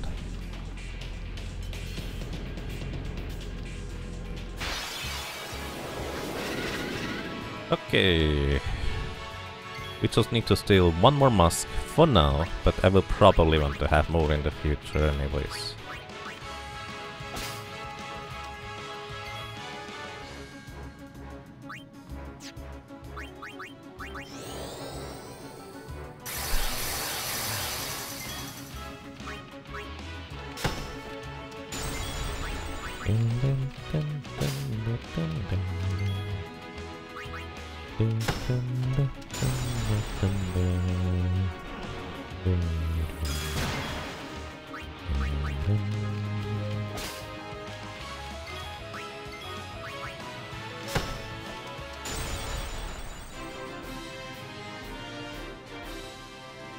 But yeah, language is interesting,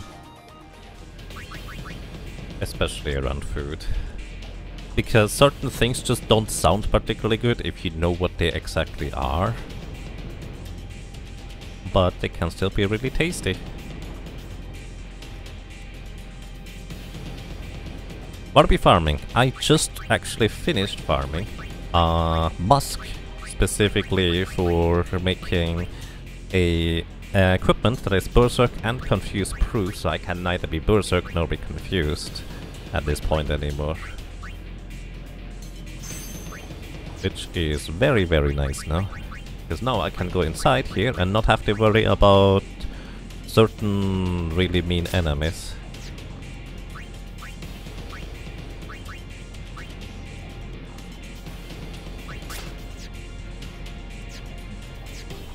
Anymore. Alright. So let's bring Lulu in here. And we go and start capturing stuff. So, what we're farming for now is I still want to capture enemies in order to put them all into the museum, if you will. 10 of each.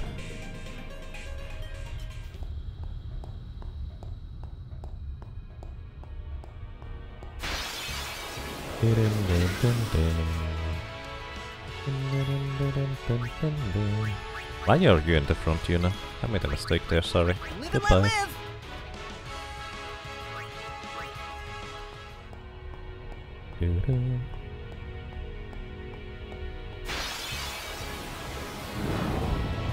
No problem.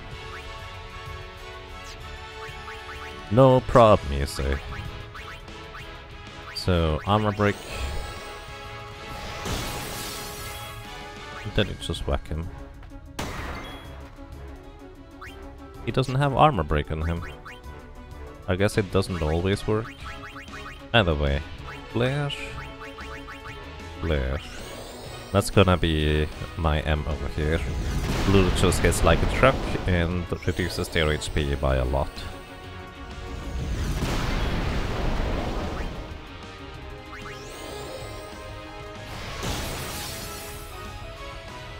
Maybe the sound effect is different, but if it does work, whereas isn't when it doesn't.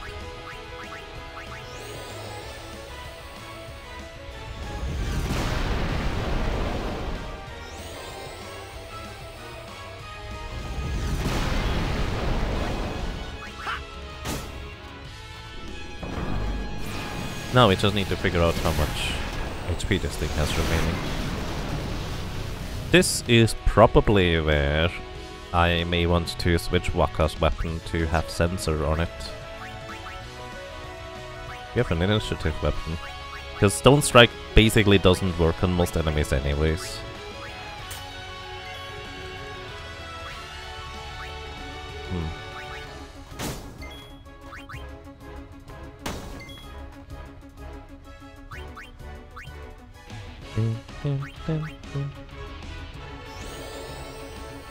Does double cast Demi work on this? That's an interesting question I didn't actually consider. Barbatos has been captured. I actually don't have Demi on Lulu.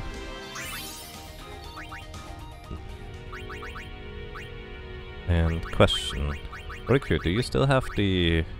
You do still have the spiritual Taric.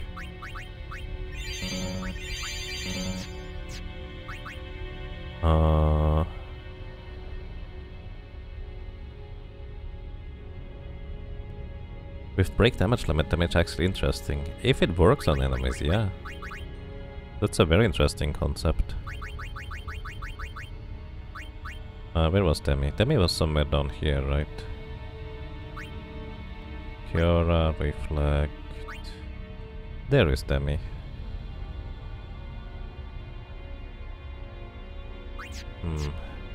This would be a pretty long walk to get to Demi. Magic power increased further. Either way, Tidus, do you have another taming sword? No. Shame. I basically would like to have like another taming sword to be able to have sensor on it so I can see how much HP enemies have remaining.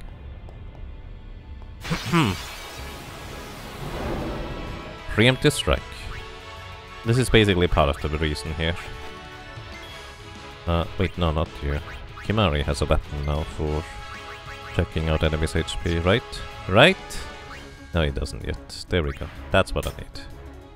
Now we have sensor on the thing, 45,000. And I think I actually don't want to attack, because I think Lulu deals basically almost too much damage now to this thing. Has 45,000 HP, so we want to have less than 22,500 damage. Lulu, you deal too much damage! Oh my goodness. Excuse me. I shouldn't have given her more magic power.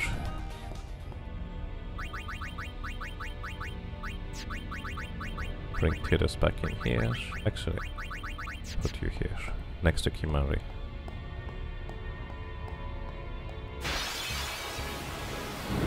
Preemptive strike.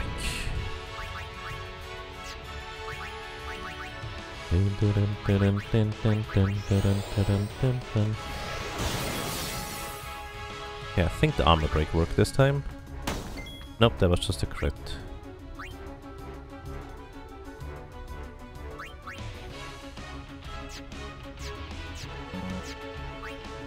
Kimari, question. This has 74,000, right?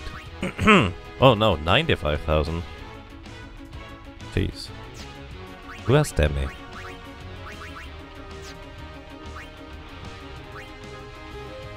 Is it Yuna who had Demi? Demi work? Oh, it does. That is actually very interesting.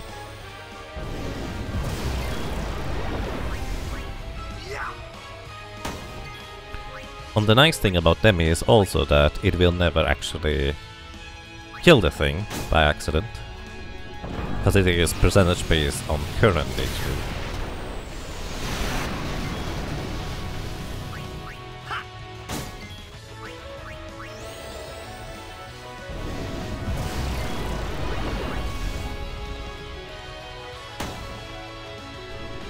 And it also gives me an indication on how much HP he has left.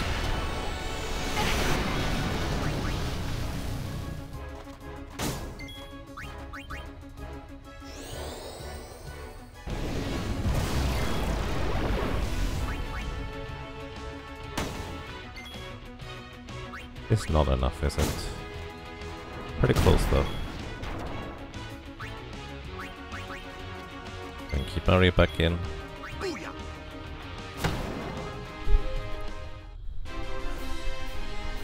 More turrets guaranteed to occur at 50% and 25%. Oh, interesting. By the way, Lou, my friend. Let's use a black magic sphere and actually give you Demi, because that is in fact very useful.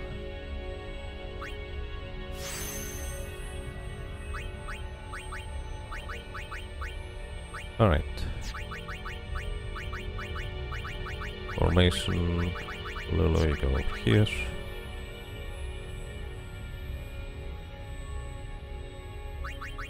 And Riku, you just heal up everybody.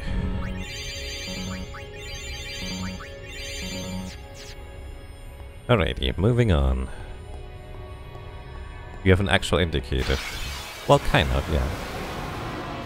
You're definitely not wrong about that.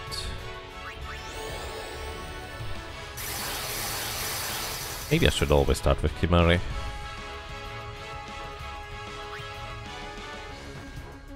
Covered by a hard shell. Bonk. Let's see how much damage.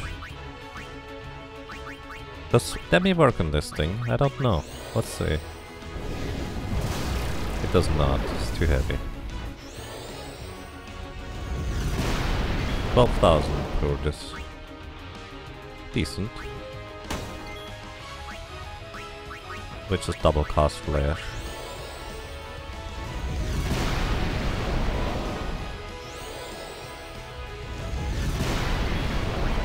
Bring in you. I don't know why I didn't have you to begin with, but that's fair. Probably because I cannot tell how much HP is remaining. Oh, we have all Adamantes captured, so we can just run away from these.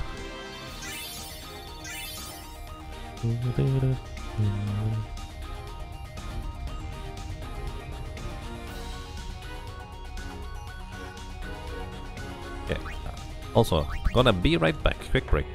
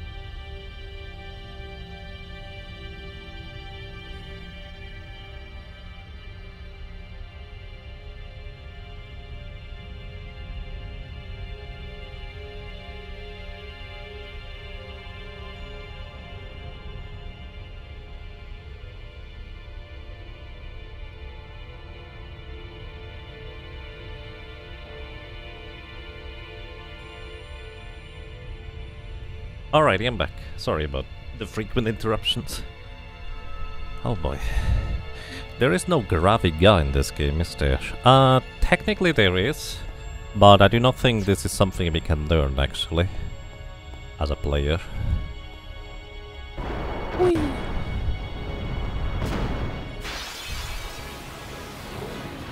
I just need to stop being human. Technically an option, practically kinda difficult. There's less of a reason to have Waka than Titus in the team, is there? So I should just go with you instead. Alright, let's see, Overdrive. If I slice and dice. Too late to beg for mercy. Don't knock him out. 4, 5, 6, stop please. Perfect. Because now it has 4000 HP remaining, and I can bring in Waka for this. Actually, you know what? Might as well just keep Lulu in here for now. Bring in Waka now. There we go, that's why it makes the most sense.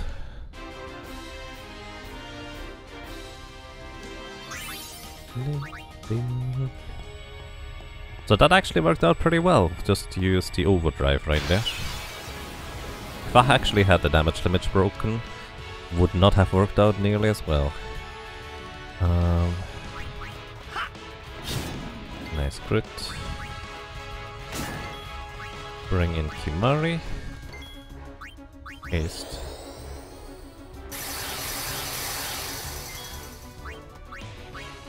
I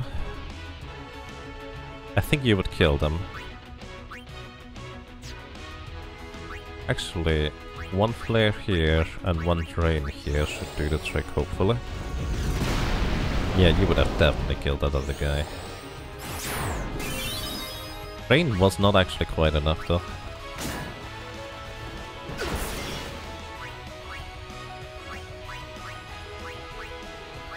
Two drains should do the trick here.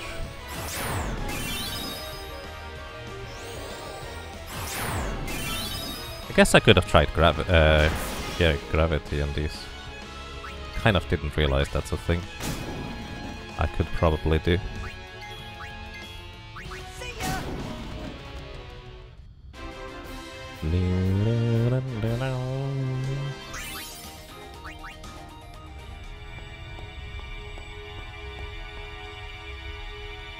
Okie dokie. We are back here, which is nice because then I can save and don't have to worry about getting knocked out. Then again, I think we are safe now against the Marlboro. Probably. I don't technically know, but I think this is just going to be where I'm gonna run around in circles. And this is the rare dude, isn't it?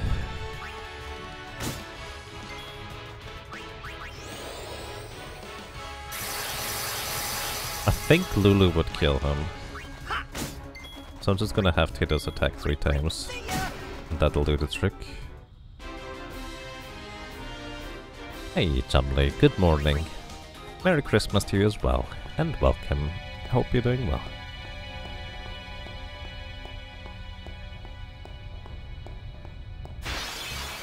Oh, nice.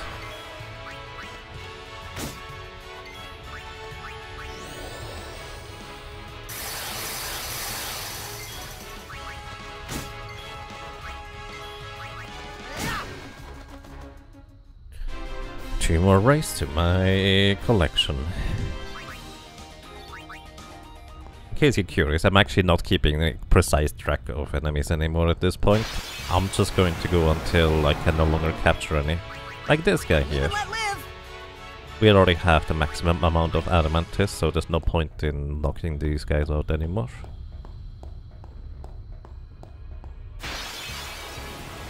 Ambushed? See, that's not nice of you.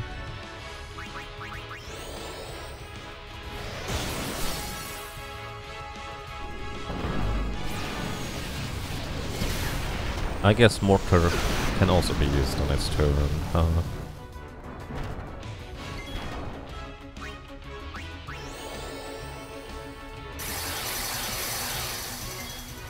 Alright.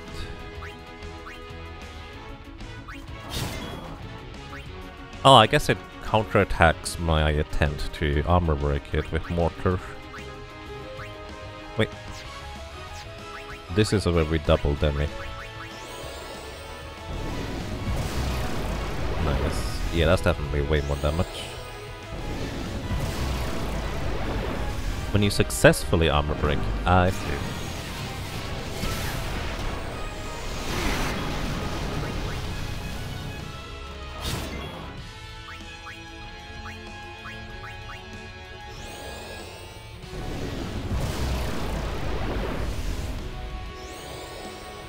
This is the part where I probably should have switched over to flare.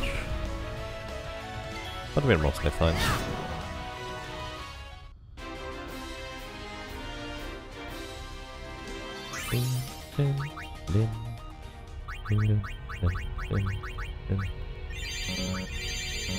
I didn't really plan on having Kimari in here.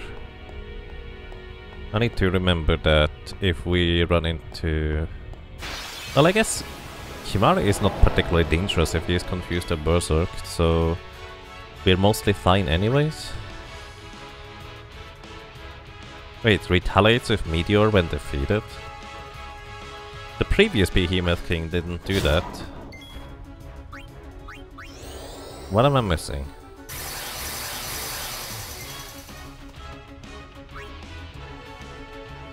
Because I just killed a bunch earlier and they didn't retaliate with that. Can you demi you?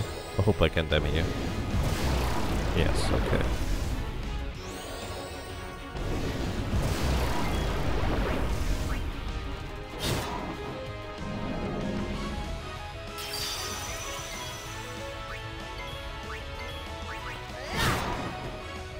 Maybe if you capture them, they don't retaliate with Meteor.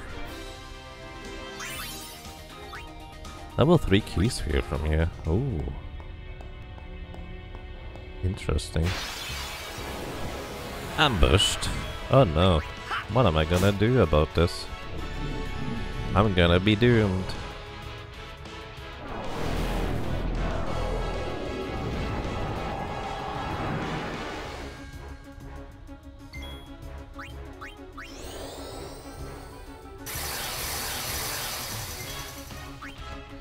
Maybe I should...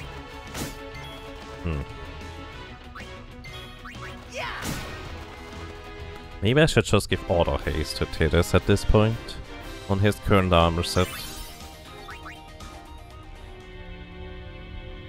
Might not be the worst idea.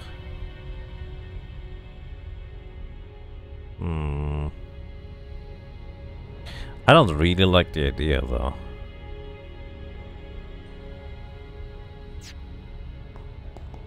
It would be convenient. But then again, I would want to have auto haste and ribbon, but when am I ever going to get 99 dark matter? Well, if I get ribbon equipment to begin with. But then, let me actually real quick see. Let me go to my list. So, customize. Auto haste is 80 Chocobo wings. How do I get them? Bribe, probably. Chocobo wings.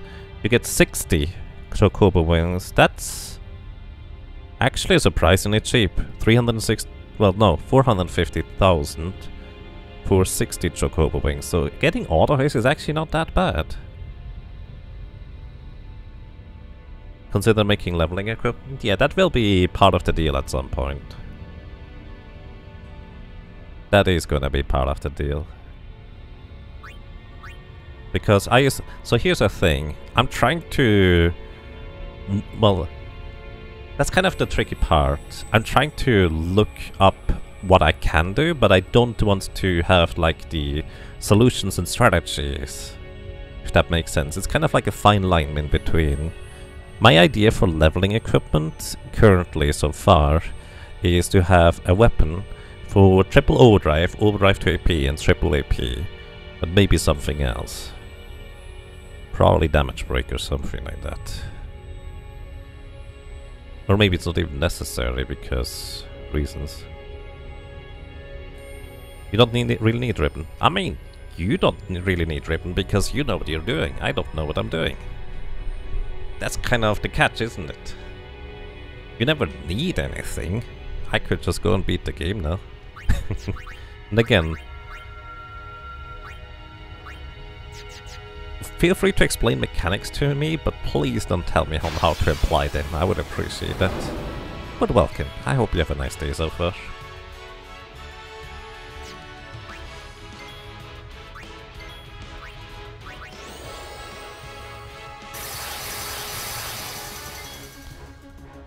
Alright, let's see.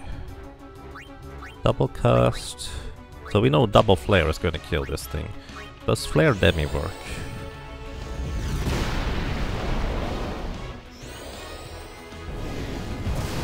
I believe you need to kill the enemies in order to win most fights. Not entirely wrong.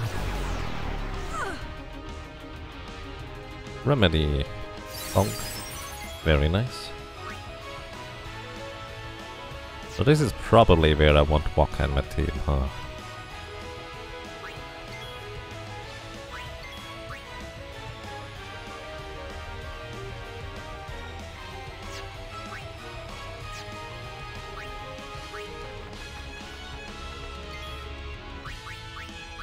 Heal. Balance buster. Shut up. Oh, I do not have protection immunity against petrification. That's why you need to save all the time. Ah, the previous setup was so good against this guy too, because Lulu dealt almost exactly 40,000 damage, which meant just one hit would do the trick. But yeah, this is why I need to save all the time. I guess I could just maybe give Kimari Stoneproof or something like that.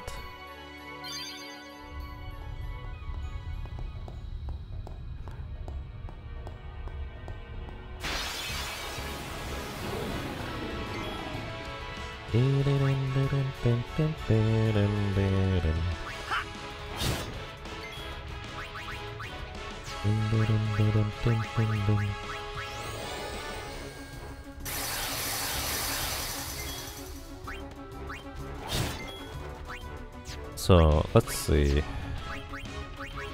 Double cast Fire-Raga and then Demi. Because I'm not sure whether your two Fire-Ragas would kill it. Oh yeah, 2 Fire-Ragas would kill it.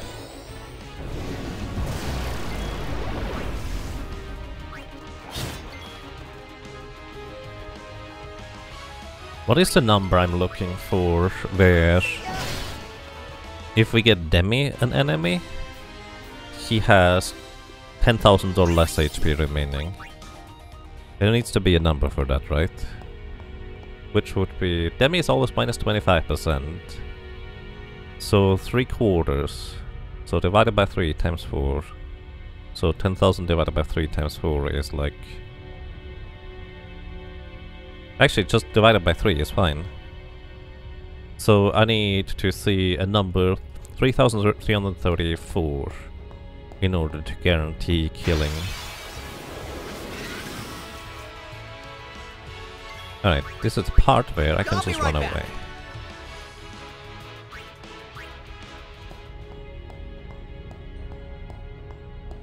$3,333k. Oh boy. But I'll make that fun all the time, actually. Live and let live. Isn't it better to use Demi first? Well, maybe. Kinda depends, I suppose. The idea was that if I use Demi second, I guarantee don't kill it. Which is my main concern on a lot of these encounters. Roll a 1d20. Uh-oh, there it is. And the roll is an 8. So I hope you have a good modifier, because 8 might not succeed otherwise.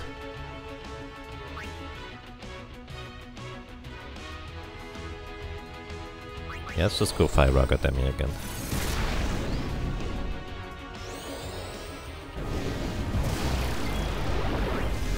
That is not enough. Waka. I don't want to deal with this clown.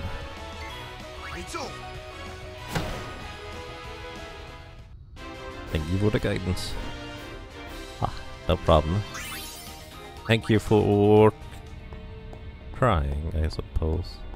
Wait. Am I a Warlock deity now? I won't go so easy on you next time.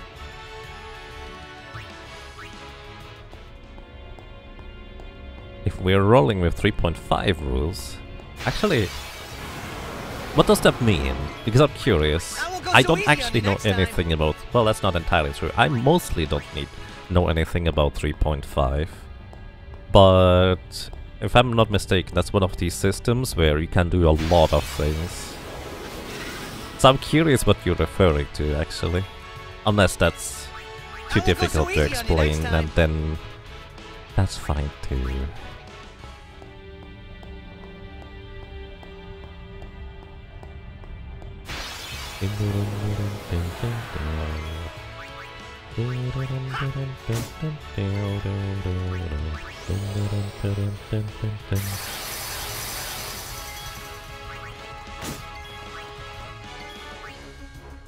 You actually knock it out? Oh, you do? I don't even have to haste with what kind of team.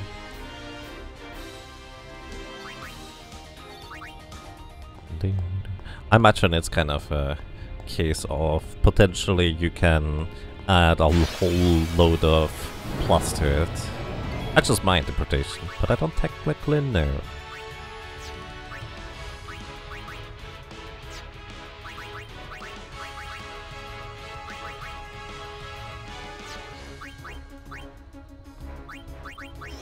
What's the probability of landing armor break on this guy anyways?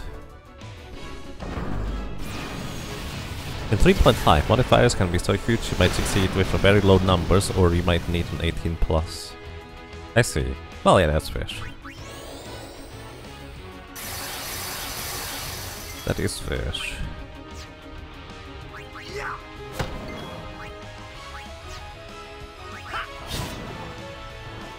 Oh.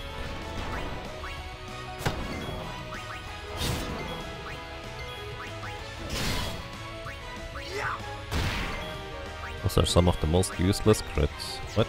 No, you defend Kimari. Ah, we're just barely not fast enough, are we?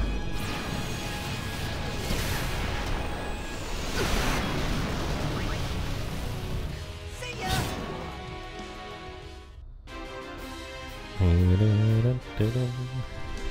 It's not unusual to see modifiers in the 40 plus. That sounds pretty extreme to me.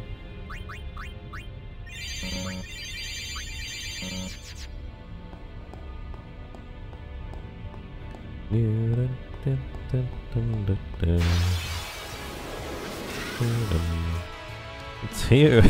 Hey Dan, welcome. How are you doing today? I won't go so easy on you next time. Hello, and I hope you have a nice day.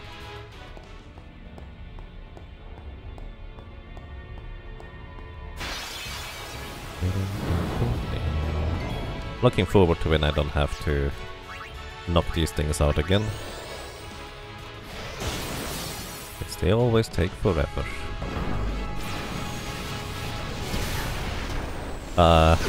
Not really, the fire alarm was ringing in the house? Uh-oh.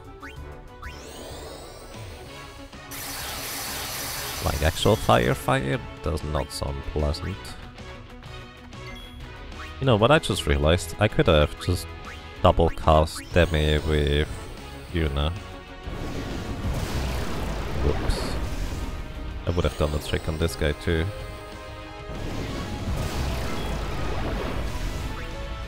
Actually, I still can bring in Yuna here, right?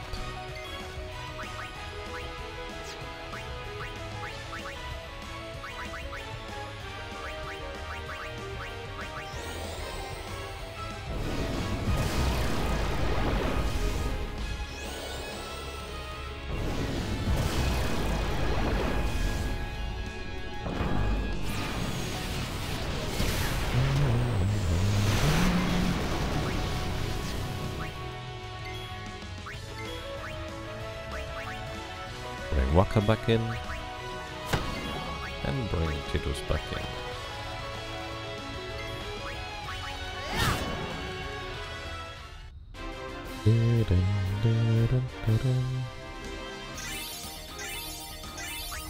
When an 85-year-old man does some cooking, pancakes, doesn't open a window, this is the result. Oh no. Well, at least it's not an actual fire, I suppose. Unpleasant, but at least not as unpleasant as it could be. But hey, hopefully the pancakes are gonna be tasty.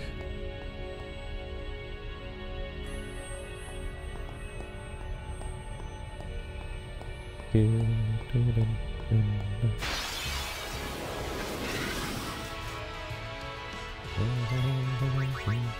and let live. .5 being in a 20 level scale tended to have anything level 15 plus be absolutely ridiculous. Makes sense, but at the same time, I don't know about you. Isn't that kind of the fun of it? Where you can get into the ridiculous, crazy territory of things.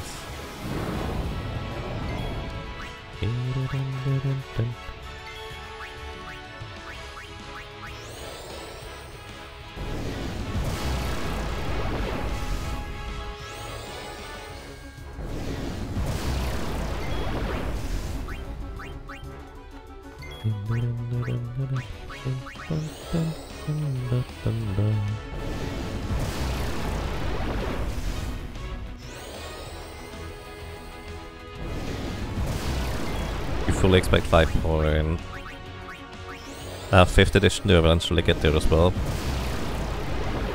Because he prints Splat to keep selling book. What does Splat stand for? But yeah, it kinda makes sense. Eventually it does get crazy. Especially with some of the, let's say, more recent things where... What is it? Silvery Barbs? That was introduced somewhere. I don't actually know what is and isn't official material anyways for D&D. And I also honestly don't really care either way. But Silvery Barbs as a spell seemed to be something along the lines of way too good. Like it's a first level spell reaction type of deal, and I would use it as a 4th level spell because it just seems that crazy. And naturally, you don't get to use it because which DM is going to allow it? Then again, you also have these DMs which will allow the ridiculous kinds of spells, but then you will have to fully expect that you're gonna run into enemies that will use them against you. Which also can be fun. Nothing inherently wrong with that. Oh, you're not dead yet.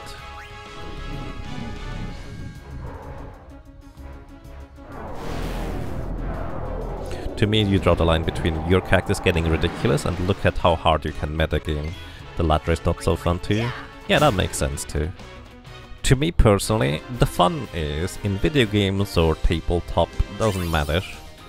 To me the fun is when I have a concept of a character, and I just kind of follow those concept guidelines, what I can or cannot do. But then I try to optimize to the fullest potential within these confines. That's what I personally enjoy. Like, let's say I want to make everybody a spellcaster in Final Fantasy X. Just because why not? But then I'm going to optimize all these spellcasters to the best of my ability, just because I think that's fun. I'll be right back.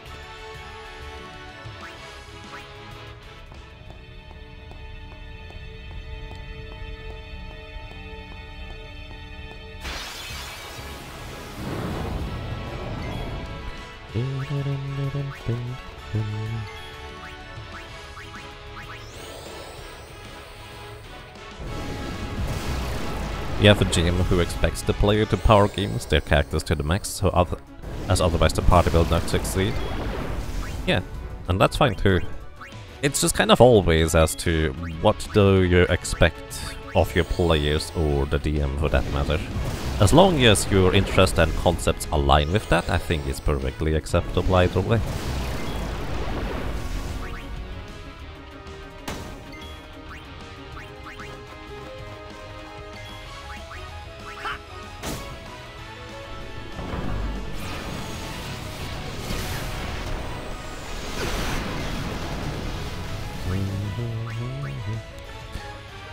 You honestly have never played a game that's gone beyond level 12 to 14. the scale becomes far too rolling heavy in your experience. Interesting. To me, the early levels of the D&D campaign we played was a bit too rolling heavy, because like just an unfortunate crit could kill your character, which wasn't ideal.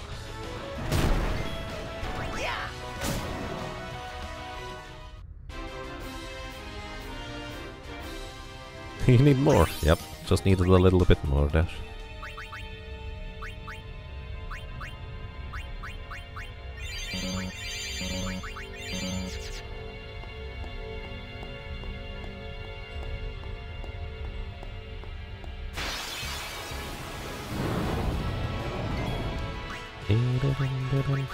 So actually, in this case, I think 2 demis will do mostly the trick.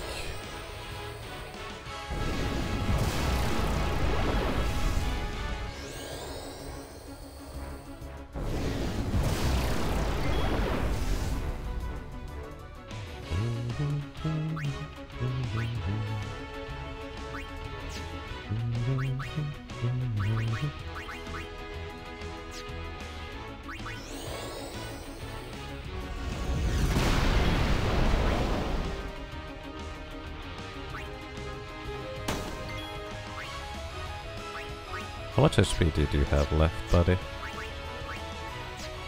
Okay, 2 flares are not gonna kill you.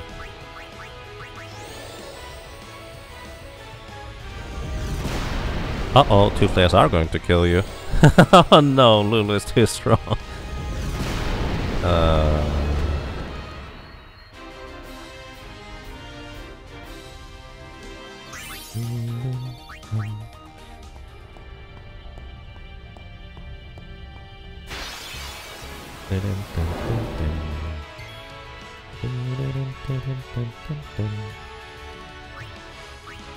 This is the part where you have stone proof on anybody.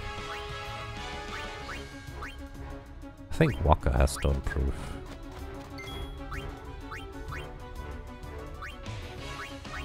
Have ward.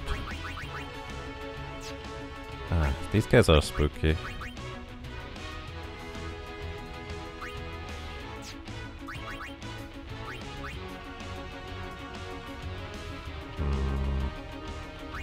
Oh yeah, you have Mug. I've actually forgot about that part. I gave you guys Mug and I never used it. I'm a doofus. I should definitely start using Mug everywhere. Like genuinely just didn't use it. I got it for a specific reason. Oh, I'm not smart. You don't have... Alright, I'm getting out of here.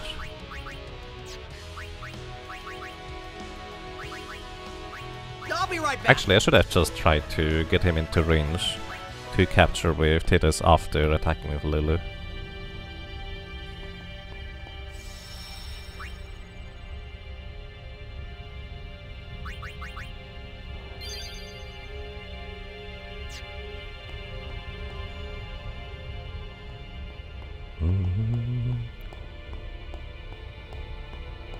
So you could tell them both to stop hitting each other. Oh nice, I like that. I kind of currently have a tank cleric of that type of sorts, if you will. And it's kind of fun. Although it's not more, it's more or less just stop hitting my buddies and start hitting me instead. Doesn't work that great because I have too many things to prepare before it actually starts working properly. Especially if I'm expected to deal damage myself. It's over.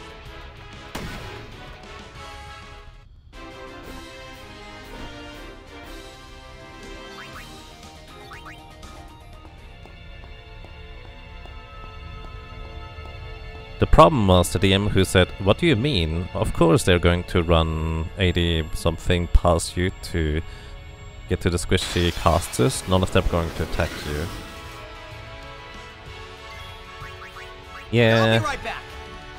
I mean, if the enemy, like if you as a player can recognize, okay, enemies have spellcasters, you want to go after them first. then it kind of just makes sense for enemies to have a similar kind of thought process, right? As annoying as that seems.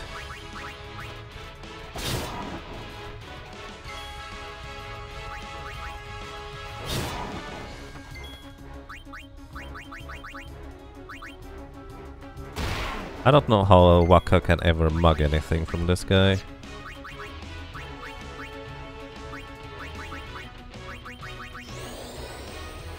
$80 feet? Oh, that's a foot symbol. Okay, thank you.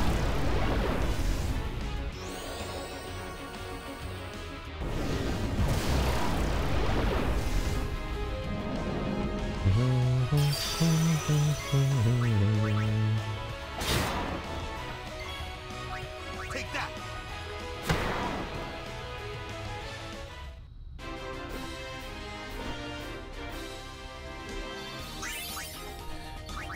Your paladin was a center that ran faster than they did and would grapple them just for them to break free and keep running.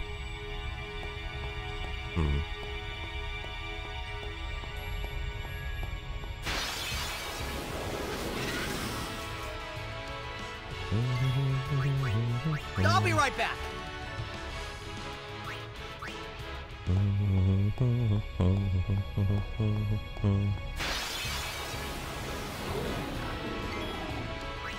A big goofball.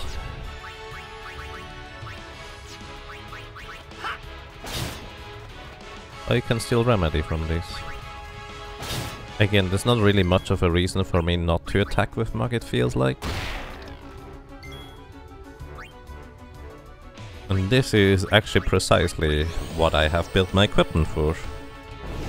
The worst he can do is poison and blind everybody, but we are confused and berserk proof.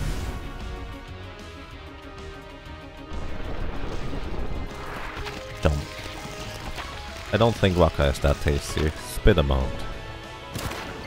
Thank you.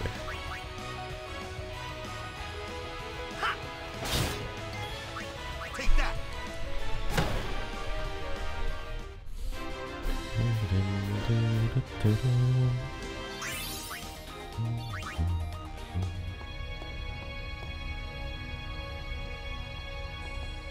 Just going over here to recover MP because Mug costs 10 MP each time I use it.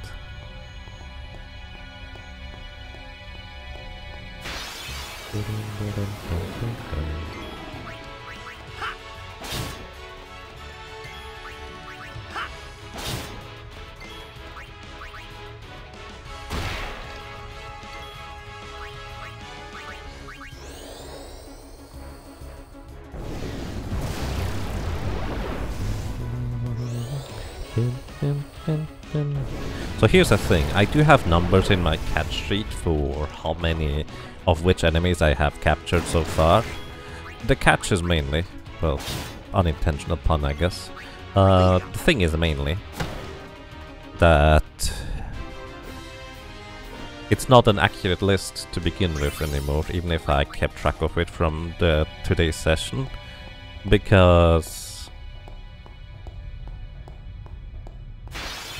I ended up getting knocked out and I didn't know how to revert the list yesterday, like Marlboro got me, which is why I have these confused proof armors to begin with. Is it possible to apply confused, berserk, petrify, blind proof on all armor? Yes, I could technically add petrification proof to them too, but I'm not entirely sure whether I want to do that. Like, I feel like petrification is rare enough as a concept that I should just try to switch in like separate petrification resilient equipment in there. Which actually is an interesting point, isn't it? Maybe I should just try. What does it cost me to get stone proof? It's actually pretty easy to make, sure. We have a soft shield now for Titus. You know, actually I like that idea. Soft shield now for Titus. This is orange stuff. Waka. Stone ward. Death proof. You know what? Waka, you get a stone proof, death proof arm guard. That way you can't ever get knocked out. And lure. That way I don't have to worry about these guys. You have silence proof on this. Sure. You also get stun proof. It's actually a really good idea.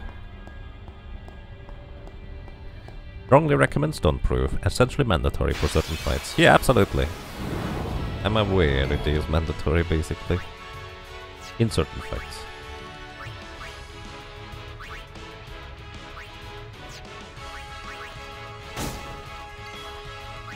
Let's see, if I attack twice, 310 I guess. And then demi twice with Lulu. Wonder how much he has left now.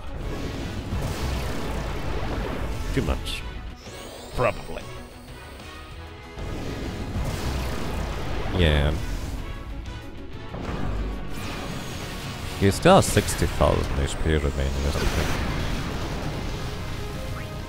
Might as well use the overdrive once in a while.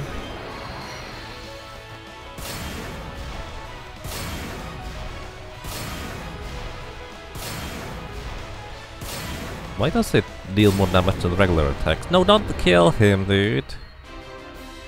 You don't capture him with the overdrive. Oh my goodness. You can't just use ribbons if you don't have ribbons by Lockhart, so they are mandatory if you don't have ribbons. Come on.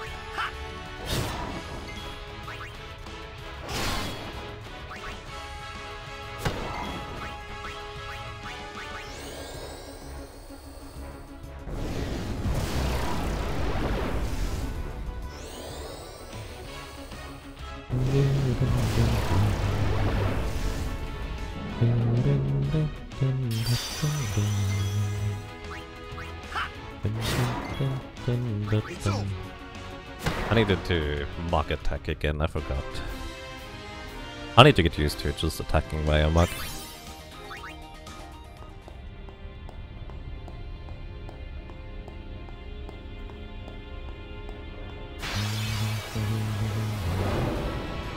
There we go. We're actually gonna wait on Lulu here. Double cast. One flare doesn't kill you. Let's just experiment. Flare and 5 Raga. It's 25,000-ish. Yes, 45,000 HP, so I can't use 2 flares. And 8,000.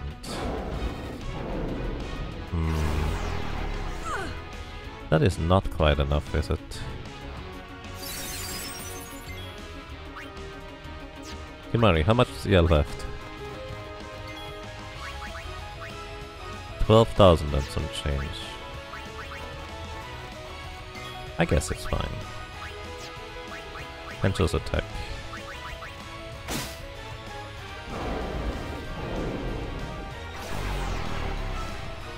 Can't believe them is as effective as it is in this game. Well, I dare to say the largest reason as to why it is as effective as it is in this game is because there are actually enemies worthwhile to kill that have really high HP, or you have a reason to fight them anyways. Whereas in at least Final Fantasy V, if you think about I'll it, be right back. sure, there might be some enemies that have really high HP, but you don't use demi for 2 reasons. One, it's not a guaranteed hit.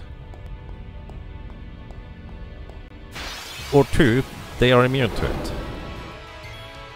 Which makes it inherently incredibly unattractive to use demi for these.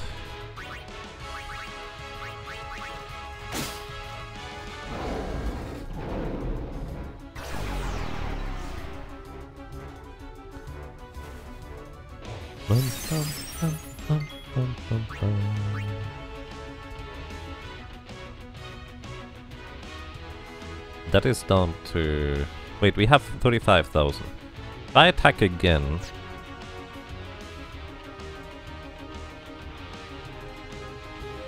Actually, let's do it this way. This is what we got the armor for. Stunproof.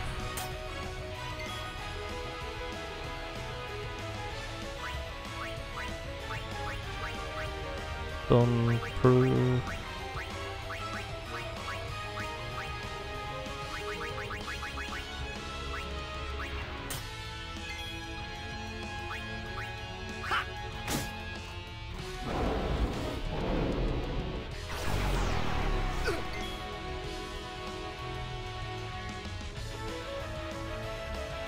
Wait, you don't use automat right there?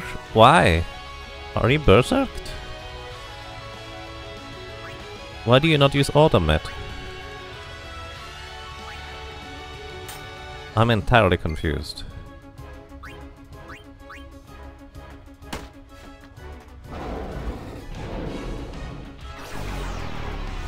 Do you only use this once per battle, or is it just random when you don't use it? Oh wait, I don't have enough remedies anymore, isn't it? I do have no more remedies. No, I still have 61. Oh, because it's not automated in the armor anymore. Duh. I'm not smart. Thank you. Haha, I'm immune. Right, I am most certainly not smart. Oh, we are blinded now too. Oh, that's just annoying. Here, let's break you in real quick. I literally just switched armor and already forgot about it. Oh boy.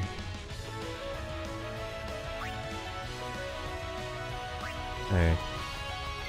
Might as well get everybody some experience, right? Ah, it's not enough damage yet.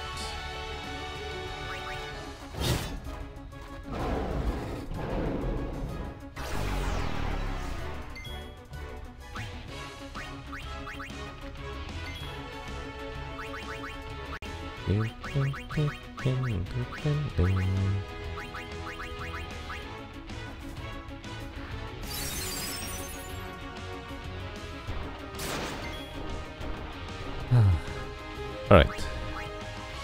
Where was I? Just waiting until we're done, I guess. And thank you, Sky Dragon. I appreciate it.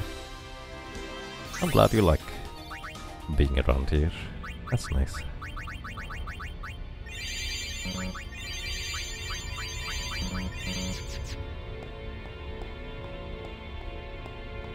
You never noticed Riku does a little dance when she casts dance? May have to pay closer attention. Go so easy on you next time. Then again, next time I'm gonna cast with Riku, it might probably just take a while. But it definitely sounds a lot like Riku.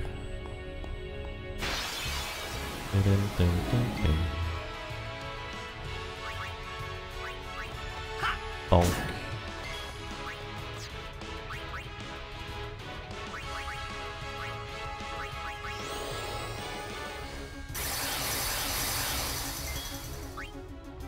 Bonk. Wait, no, I'm not doing this wrong. Here. Mug. Mug is what I need to do.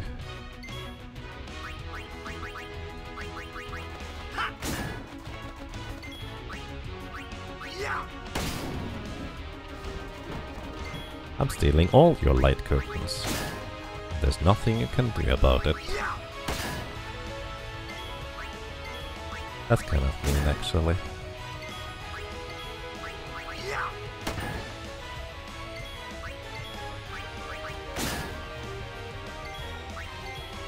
Take that.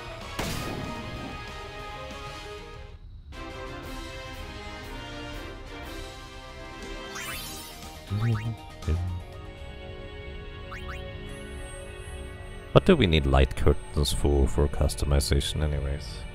Light curtain, SOS protect, auto protect. Oh, that's interesting though. So we can get auto protect. Didn't we already have maxed out light curtains anyways?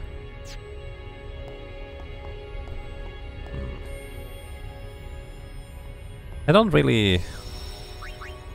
can't really visualize where I would want to use auto protect.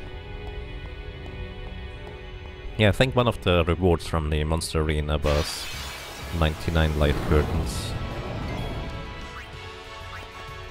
Hi, Lulu. Well then, what next? You just demi. Twice. 2 demis make her full.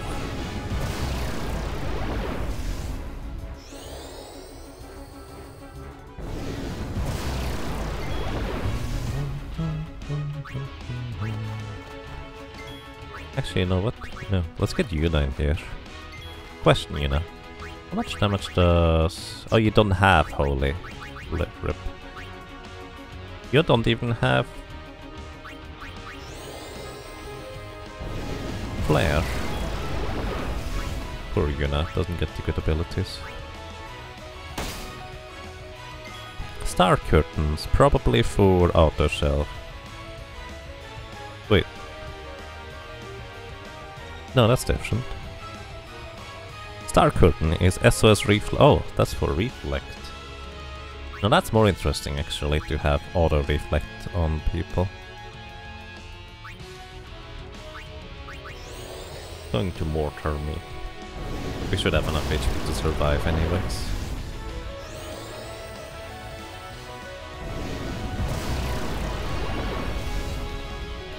Three more attacks with Tidus and Vodka should do this right to get this thing out, unless I get some crits that we probably only need 2.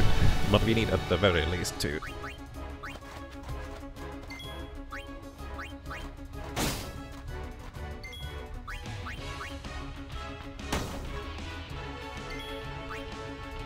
Let's get Kimari back in here for now.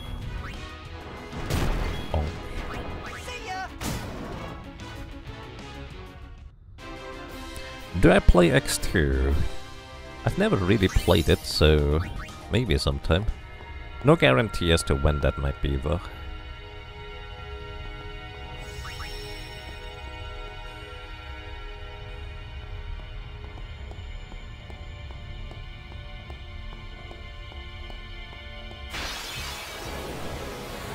You might enjoy parts of it.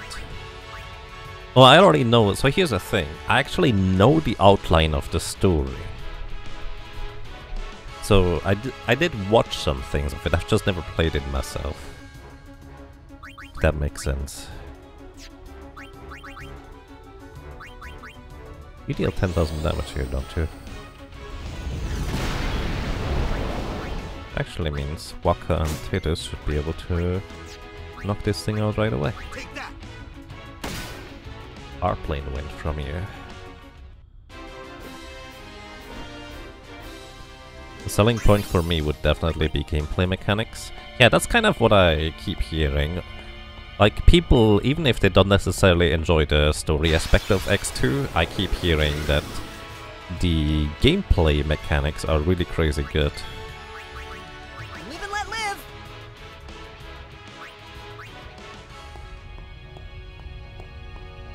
Your knowledge consists of Yuna is an idol now and she has a gun.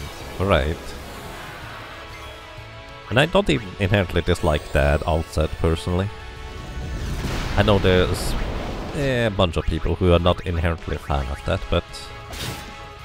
Our plane Shadow? Oh, is that the rare steel? Take that. Where's that the common steel?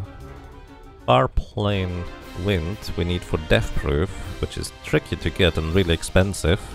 What did I say, like 550,000?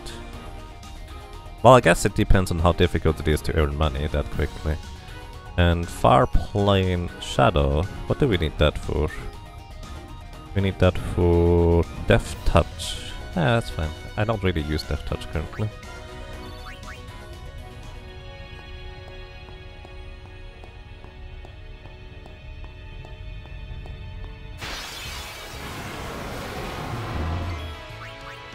Live and let live! Final Fantasy X was a complete story and then they felt compelled to tack on sequels. Well... Isn't that true for most sequels? Not all of them. But I do kind of feel like that is true for most things. Oh yeah, we have still stun proof. That's an interesting thing I need to remember.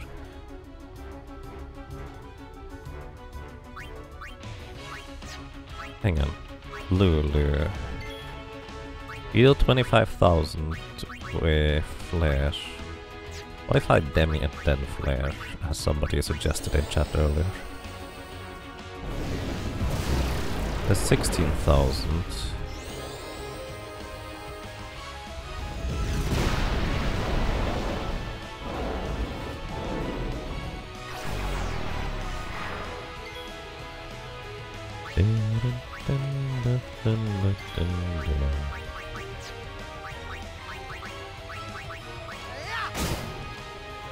Oh, nice. That actually works really well. We have a concept now.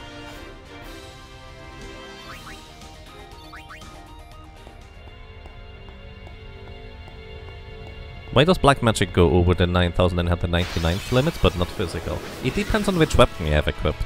So in order for me to capture enemies, I specifically have to have these weapons equipped that have capture on them, specifically.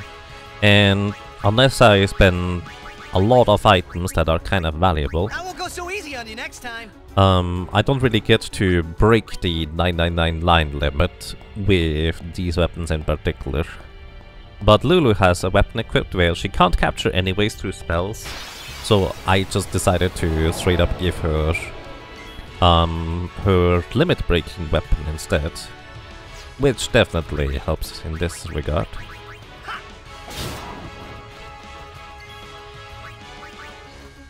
That's 20,000. I forget how much HP you have.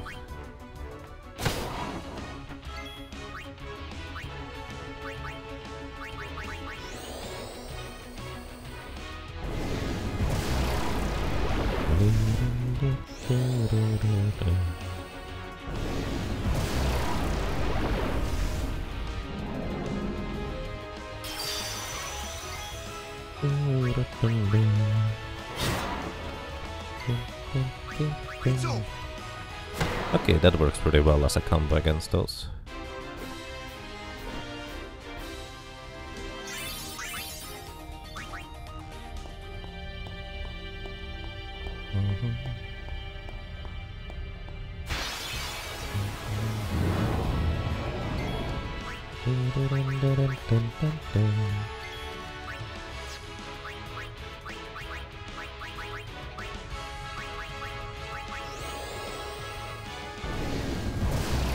Yeah, it's a feature of the weapon.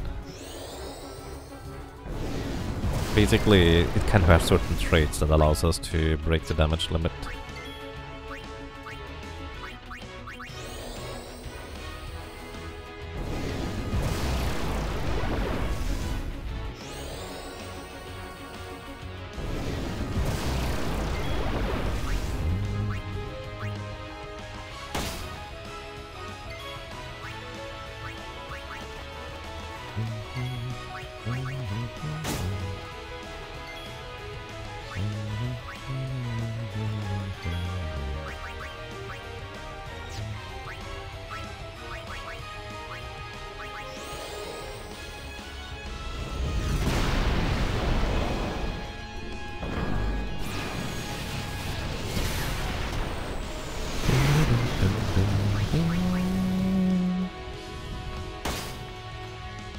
Ooh, a blessed gem from this one?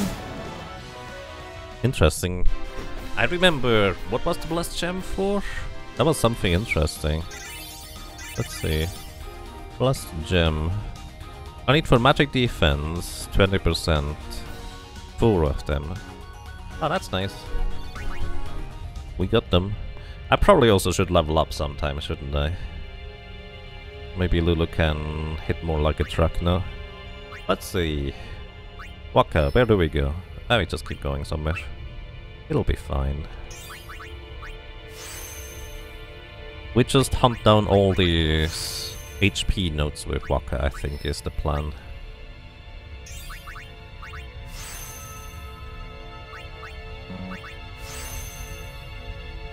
And also grab everything else along the way, because why not?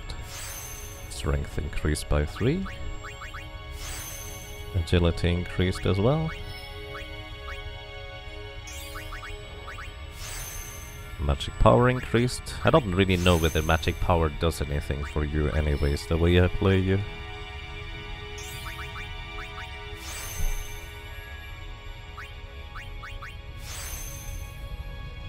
Maybe I should get Flea for Waka. What's this one? 200 HP.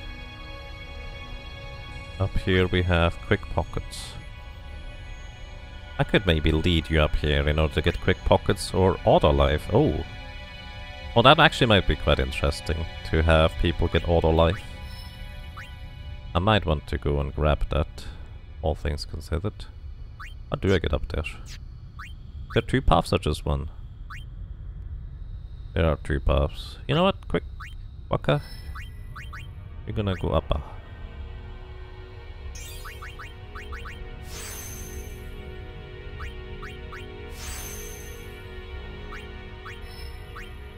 How many... hang on, how many gate spheres do I have? 2 key spheres level 3 and 2 and 4. Which I need more than that. For all the life I only need a level 3, 2 level 3 spheres.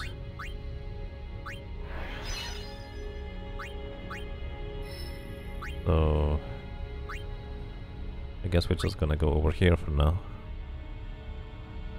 Hey Notwick, welcome. I'm doing quite fine, thank you. How are you doing today?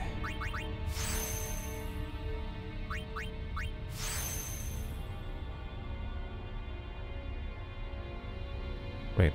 Oh, I needed to go down here. Whoops. That's fine. Yuna, you actually got some a bunch of experience. Where are you right now? Over here. Ah. No.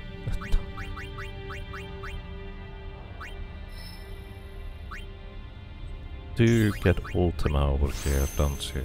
Also a lot more HP.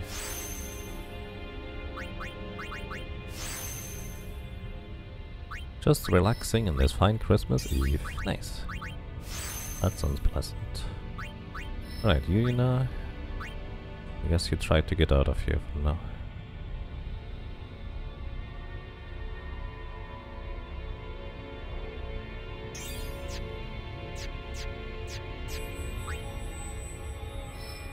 Okay, Kimari. You go down here. Do we want to open this gate? Just... yep, we do. Why not? Agility increased. Because level 2 gates thingies I think are reasonably easy to get. So I'm gonna go ahead and just open this one. Dip over there briefly. And get the things.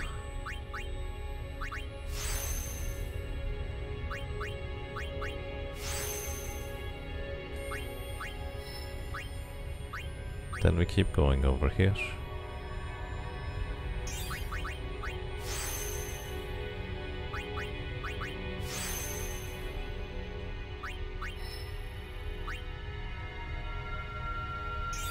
And then we actually came basically full circle. Well, that's not entirely true, we didn't go back to the beginning. But... gonna dip over here to grab everything over here.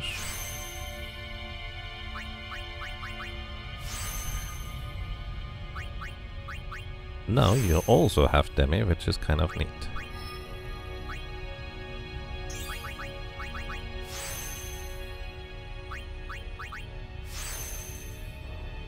Okay.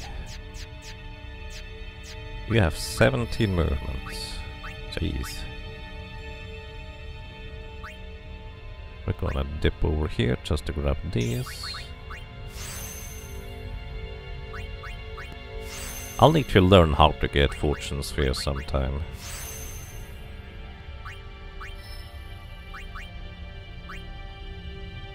Oh wait, I need to go here first and then we continue further to the right. Derp. Get regeneration.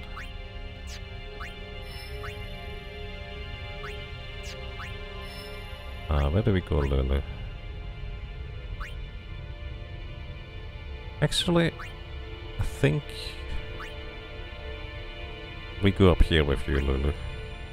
Because there is quite a number of power spikes for you over there. I think that's a good way to go.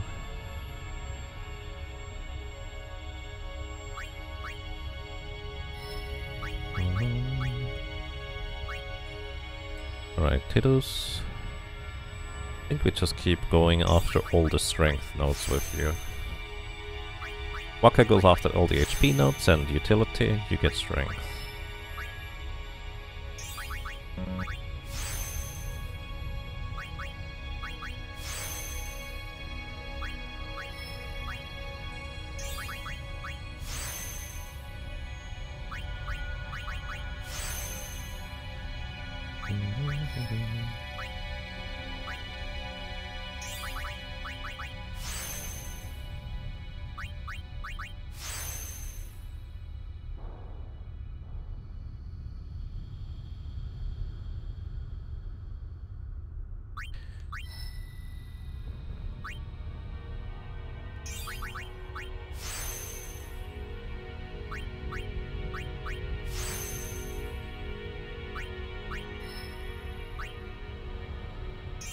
What's this over here? 4 agility. It's a long path to go for just 4 agility. If I had others like points to put here, that would kinda make it worthwhile, but for now, where do we go, Titus? Where's the next strength point? I think this one. Not really a whole lot of strength points around here, is there? I think I wanna... Oh! Yeah, actually, I want somebody... Wait, no, not copycat. I kinda want copycat, but not with you. Oh, you getting bribe over there? Sure, let's just go and grab bribe. Just pick up everything along the way. More HP.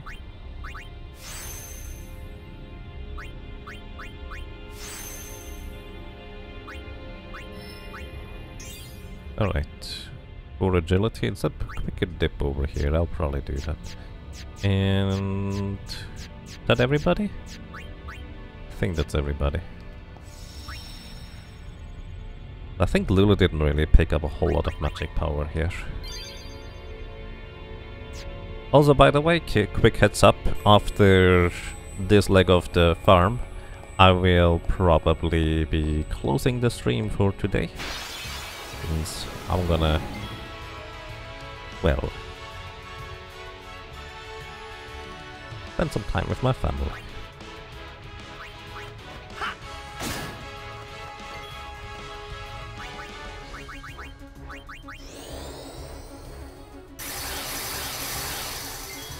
But we'll probably come back tomorrow.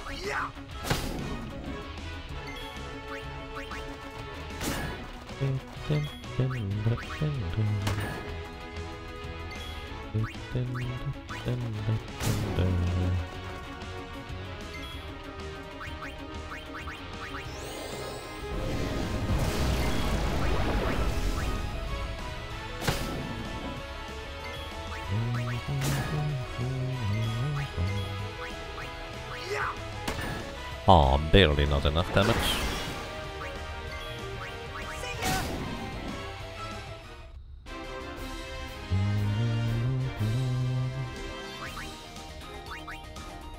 Live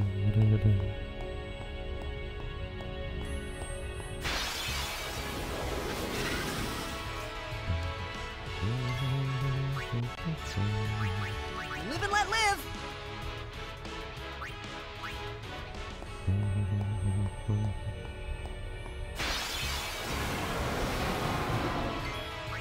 I'll be right back.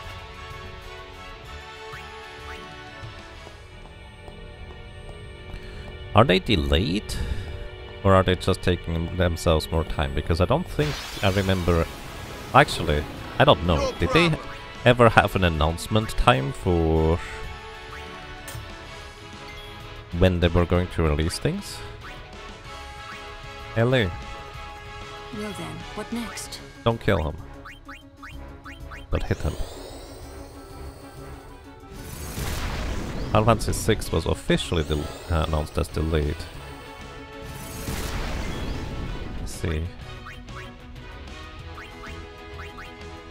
I suppose well, I guess I'm not really keeping it up with these.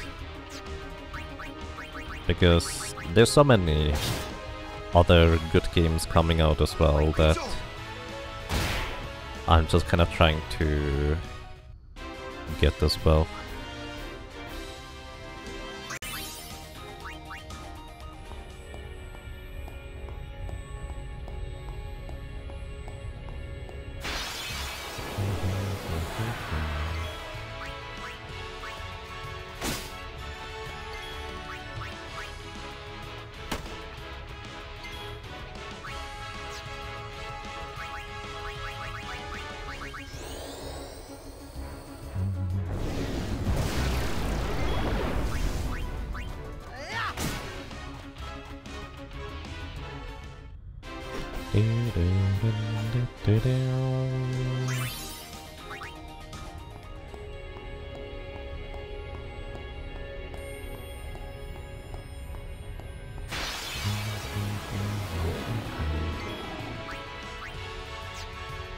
It's actually an interesting point I did to say. I feel like the remasters are probably fine in their own right across the board.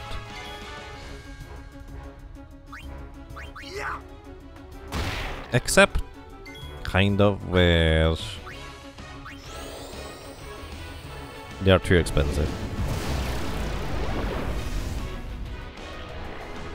Way too expensive. Hey, look at this. We have immunity to these things, well, for the most part.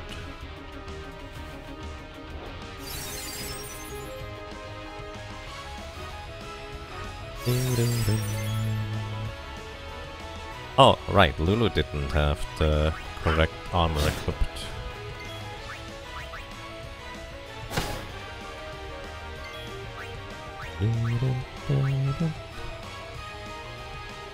Yeah.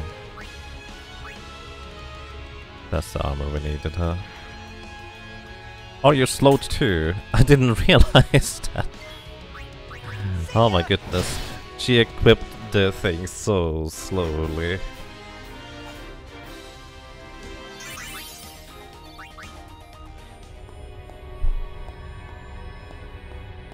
Lowest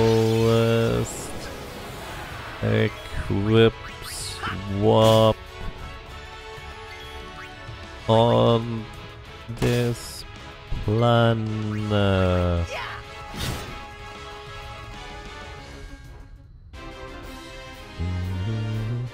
I mean, everybody around here knows about Final Fantasy Dimensions by now because of you. But yeah, there's too many good games coming out. Has anybody seen Koromon? I don't remember who I watched playing the demo of it, but it looks actually really nice. That might be a game I could get into once it's released. What else is there? There's actually like 3 different difficult platforms I want to play now. But at the same time I also don't want to abandon this game, because I know once I stop playing this I'm not going to come back to it. Even if I haven't done everything yet. That's just the nature of the beast. You have twin stars as a race deer? Interesting.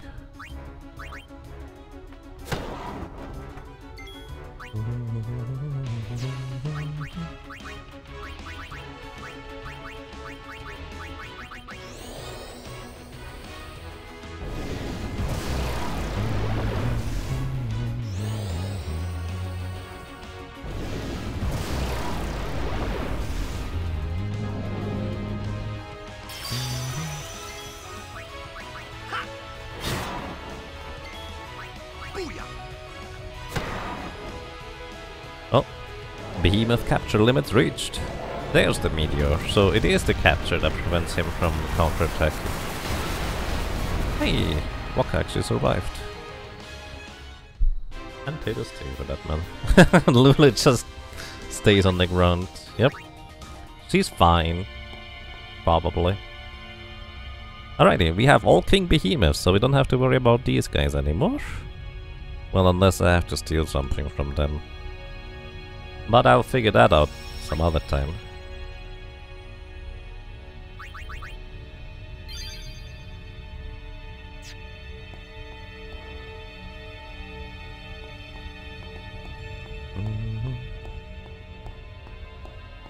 So that's a change to international.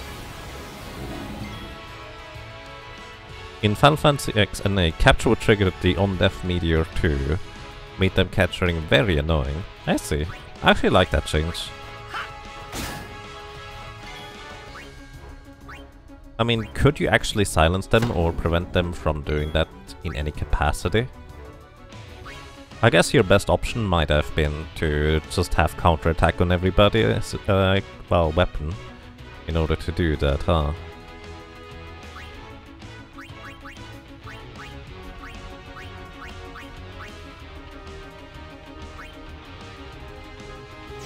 Wait, since when is Demi multi-attack? Has it always been all targets with Demi? Am I crazy? It's the first time that I realized that my Demi has multi-attack. I know enemies have attacked me with multiple target Demis, but they do that all the time. Oh, Gemini capture limit reached. Final Fantasy X is all, yes. Oh, interesting. I just never tried it on multiple targets. Okay, Gemini Sword and Gemini Stick are both capture limit reached as well. Nice. So we need to have some great Malboros, Wraiths, and Barbatos. Good to know. In Final Fantasy X and A, we threw Protect on everybody to reduce the damage from it. Oh, it's not a spell in this? That's actually interesting to know. I figured it would be reduced by Shell rather than Protect. Because I'm so used to Meteor being a spell rather than a skill. Live and let live. Capture Barbecue? Oh boy. Only Ultima and Demi target all as far as spells go. Wait, Ultima does too? I'm completely oblivious to these things apparently. It makes a lot of sense though. Actually, Tidus, use Spiral Cut. Too late to beg for mercy. Don't kill it.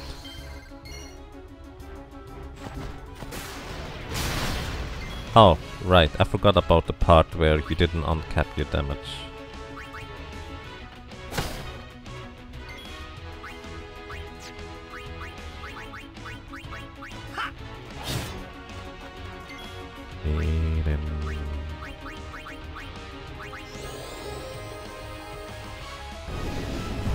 Flare 60 damage single target, Ultima 70 damage multi-target. I mean, to be fair, the reason why you still don't use Ultima is because the animation takes forever and a half.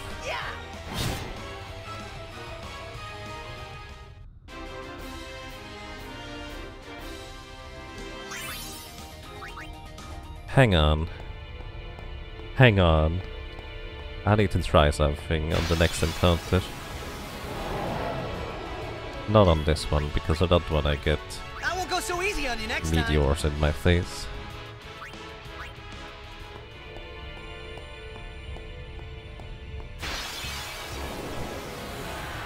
And I don't want to kill you. Well, not that way anyways.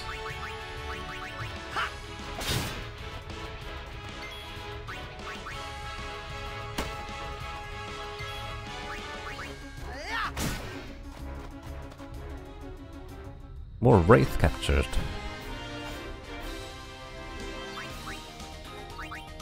Oddly enough, the Monolith seems to be the one that we're lacking the most of. Here we go.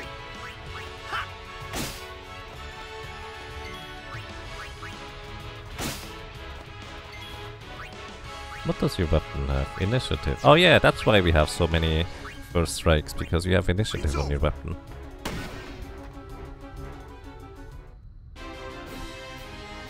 More Wraith captured.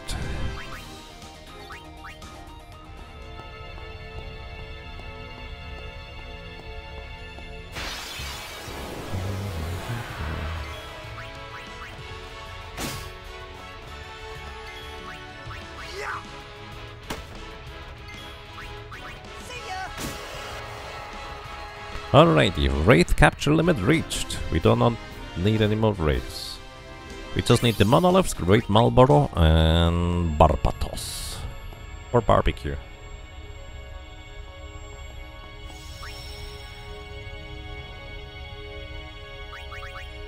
Very nice.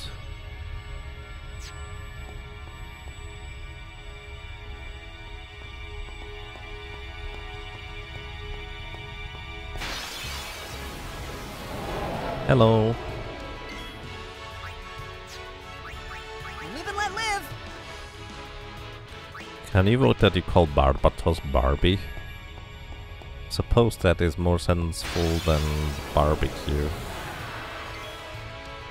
Alright. Lulu. Overdrive. Oh, there is no... Oh, I didn't know that. There is no Ultima Fury. That would be fun. Barbie toes? Oh no.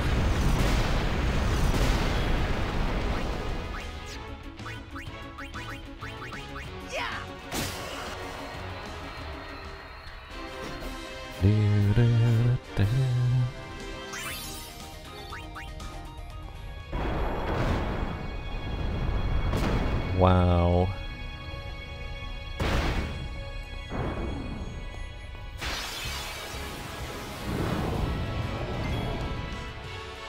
Lulu's overdrive seems somewhat underwhelming. Yeah, so here's the thing. I distinctly remember when I was a kid playing on the PlayStation version that I was able to get much more charge up on the overdrives. It just straight up doesn't work on this controller here or this version. I don't know which one it is.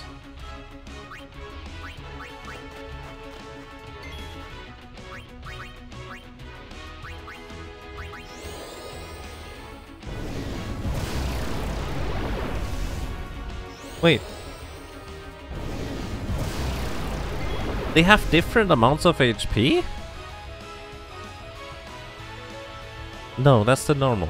Wait, why did you deal 37,000 damage with Demi Lulu? I'm actually very confused about this. Oh, nice blessed gems. I want more of these, please.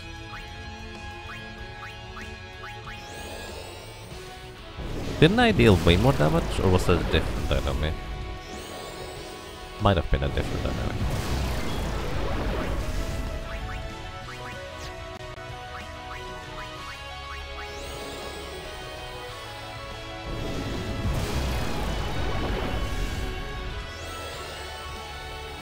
In the remaster, as far as you can tell, you have to rotate to the poles of the black rings around the Fury Gauge spin thingy.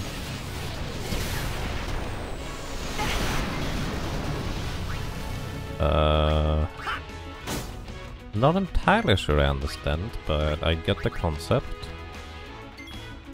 Interesting.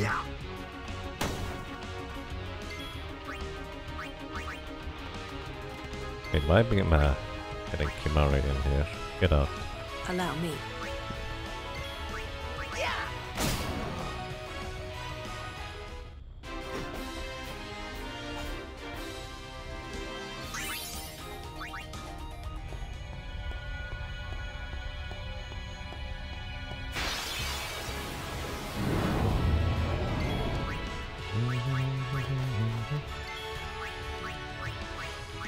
Alright, let's see whether you die to double cast Demi, and then double cast Lulu Flare.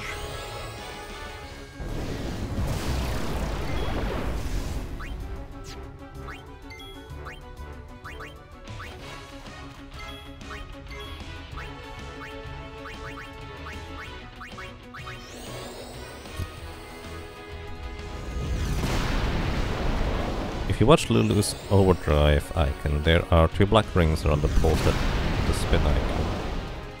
I see. Have I tried the summons after getting celestial weapons?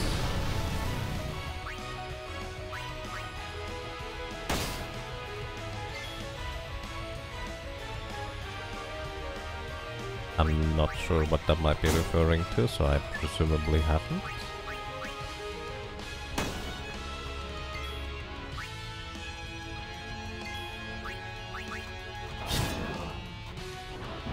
Oh, you're not done yet, okay. So I could have gone for more flare attacks, I guess. I have? Okay. I have to admit I'm not sure what that refers to whatsoever.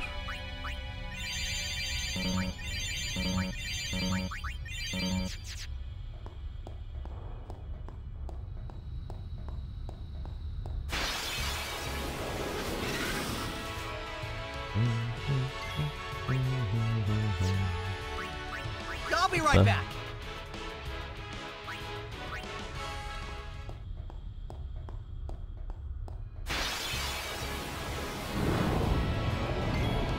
Alright, you know. Double cast, thingy.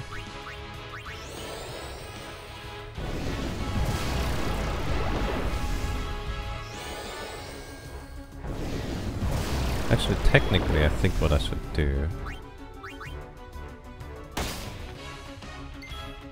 is double cast flare.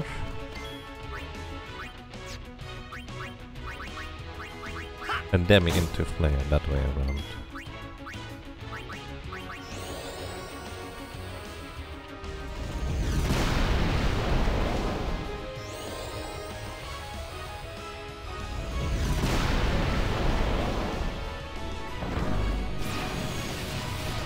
It was about how some summons break damage limits based on unlocking other celestial weapons.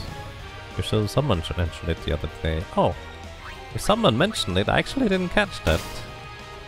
That's interesting.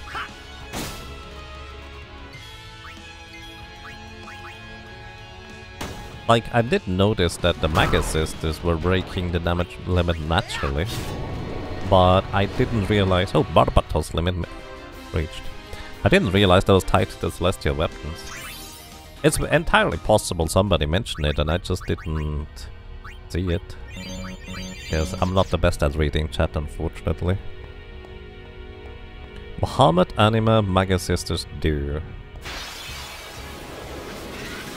Muhammad always broke the damage limit for me, at least. I don't think I had celestial weapons at that point, especially not unlocked. Or did I? No, I'm pretty sure I didn't. I won't go so easy on you next time. Feels like the entire game was a tutorial leading up to this point. Maybe a little bit, I guess. Live and let live.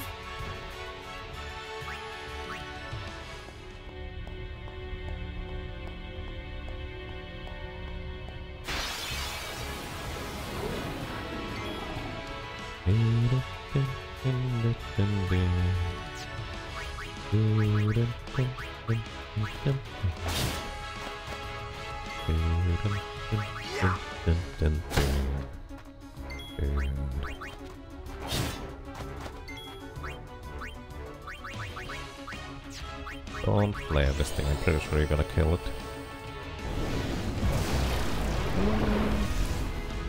One Firaga would have probably fit in there. Almost certainly, actually. No. No, Marlboro. Pit is his friend, not food. No eating, please.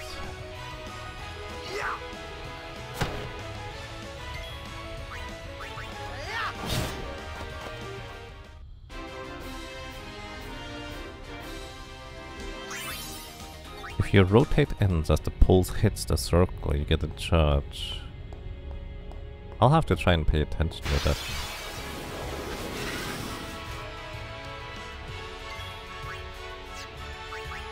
I won't go so easy on you next time. Alright, what do I need at this point? Great Marlboro, the Monolith, and... That's it, actually. Great Marlboro and the Monolith. These guys here, welcome. Welcome to the jungle.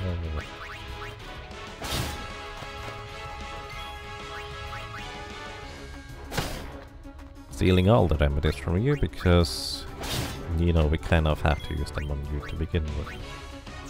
I think one Firaga is fine and then Demi, technically, but then again, I need like one attack afterwards anyways.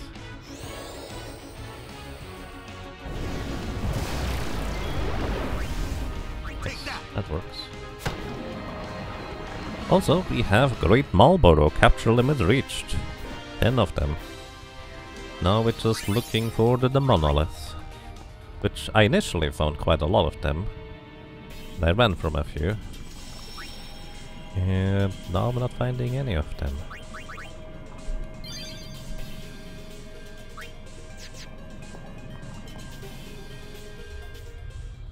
Maybe the pulsing kind of indicates at the speed at which you have to turn the joystick, because it definitely feels like you seem to be able to turn in circles too quickly. Question. I'll be right back. Is there a particular place where the monolith shows up more than in other places? Or is it entirely random throughout the dungeon?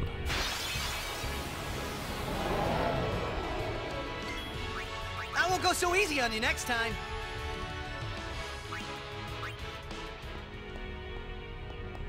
Omega has 3 times the monolith battles. Oh yeah, that's a good point. I suppose I mainly didn't realize whether the monoliths were the same between areas, but I suppose they are.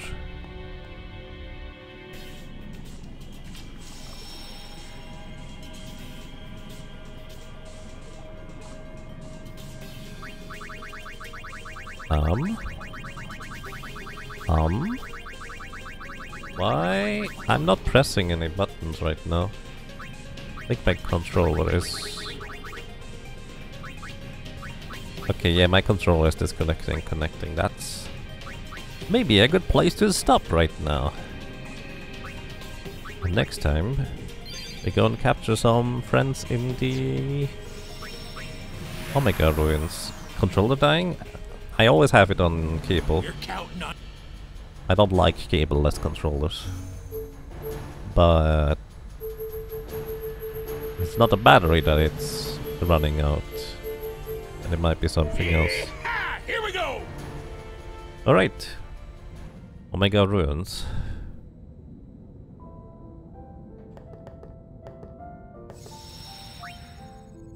And this is where we continue next time. And afterwards, it is going to be the beginning of trying to figure out how to beat the enemies. I'm sure the initial few will be reasonably doable, but that's kind of when it will begin to become more and more difficult. Alright everybody, yeah. Thank you so much for watching, thank you so much for listening and for lurking. I hope you enjoyed your stay, I hope you enjoyed being around, and, well, hopefully until next time, take care and have a good night.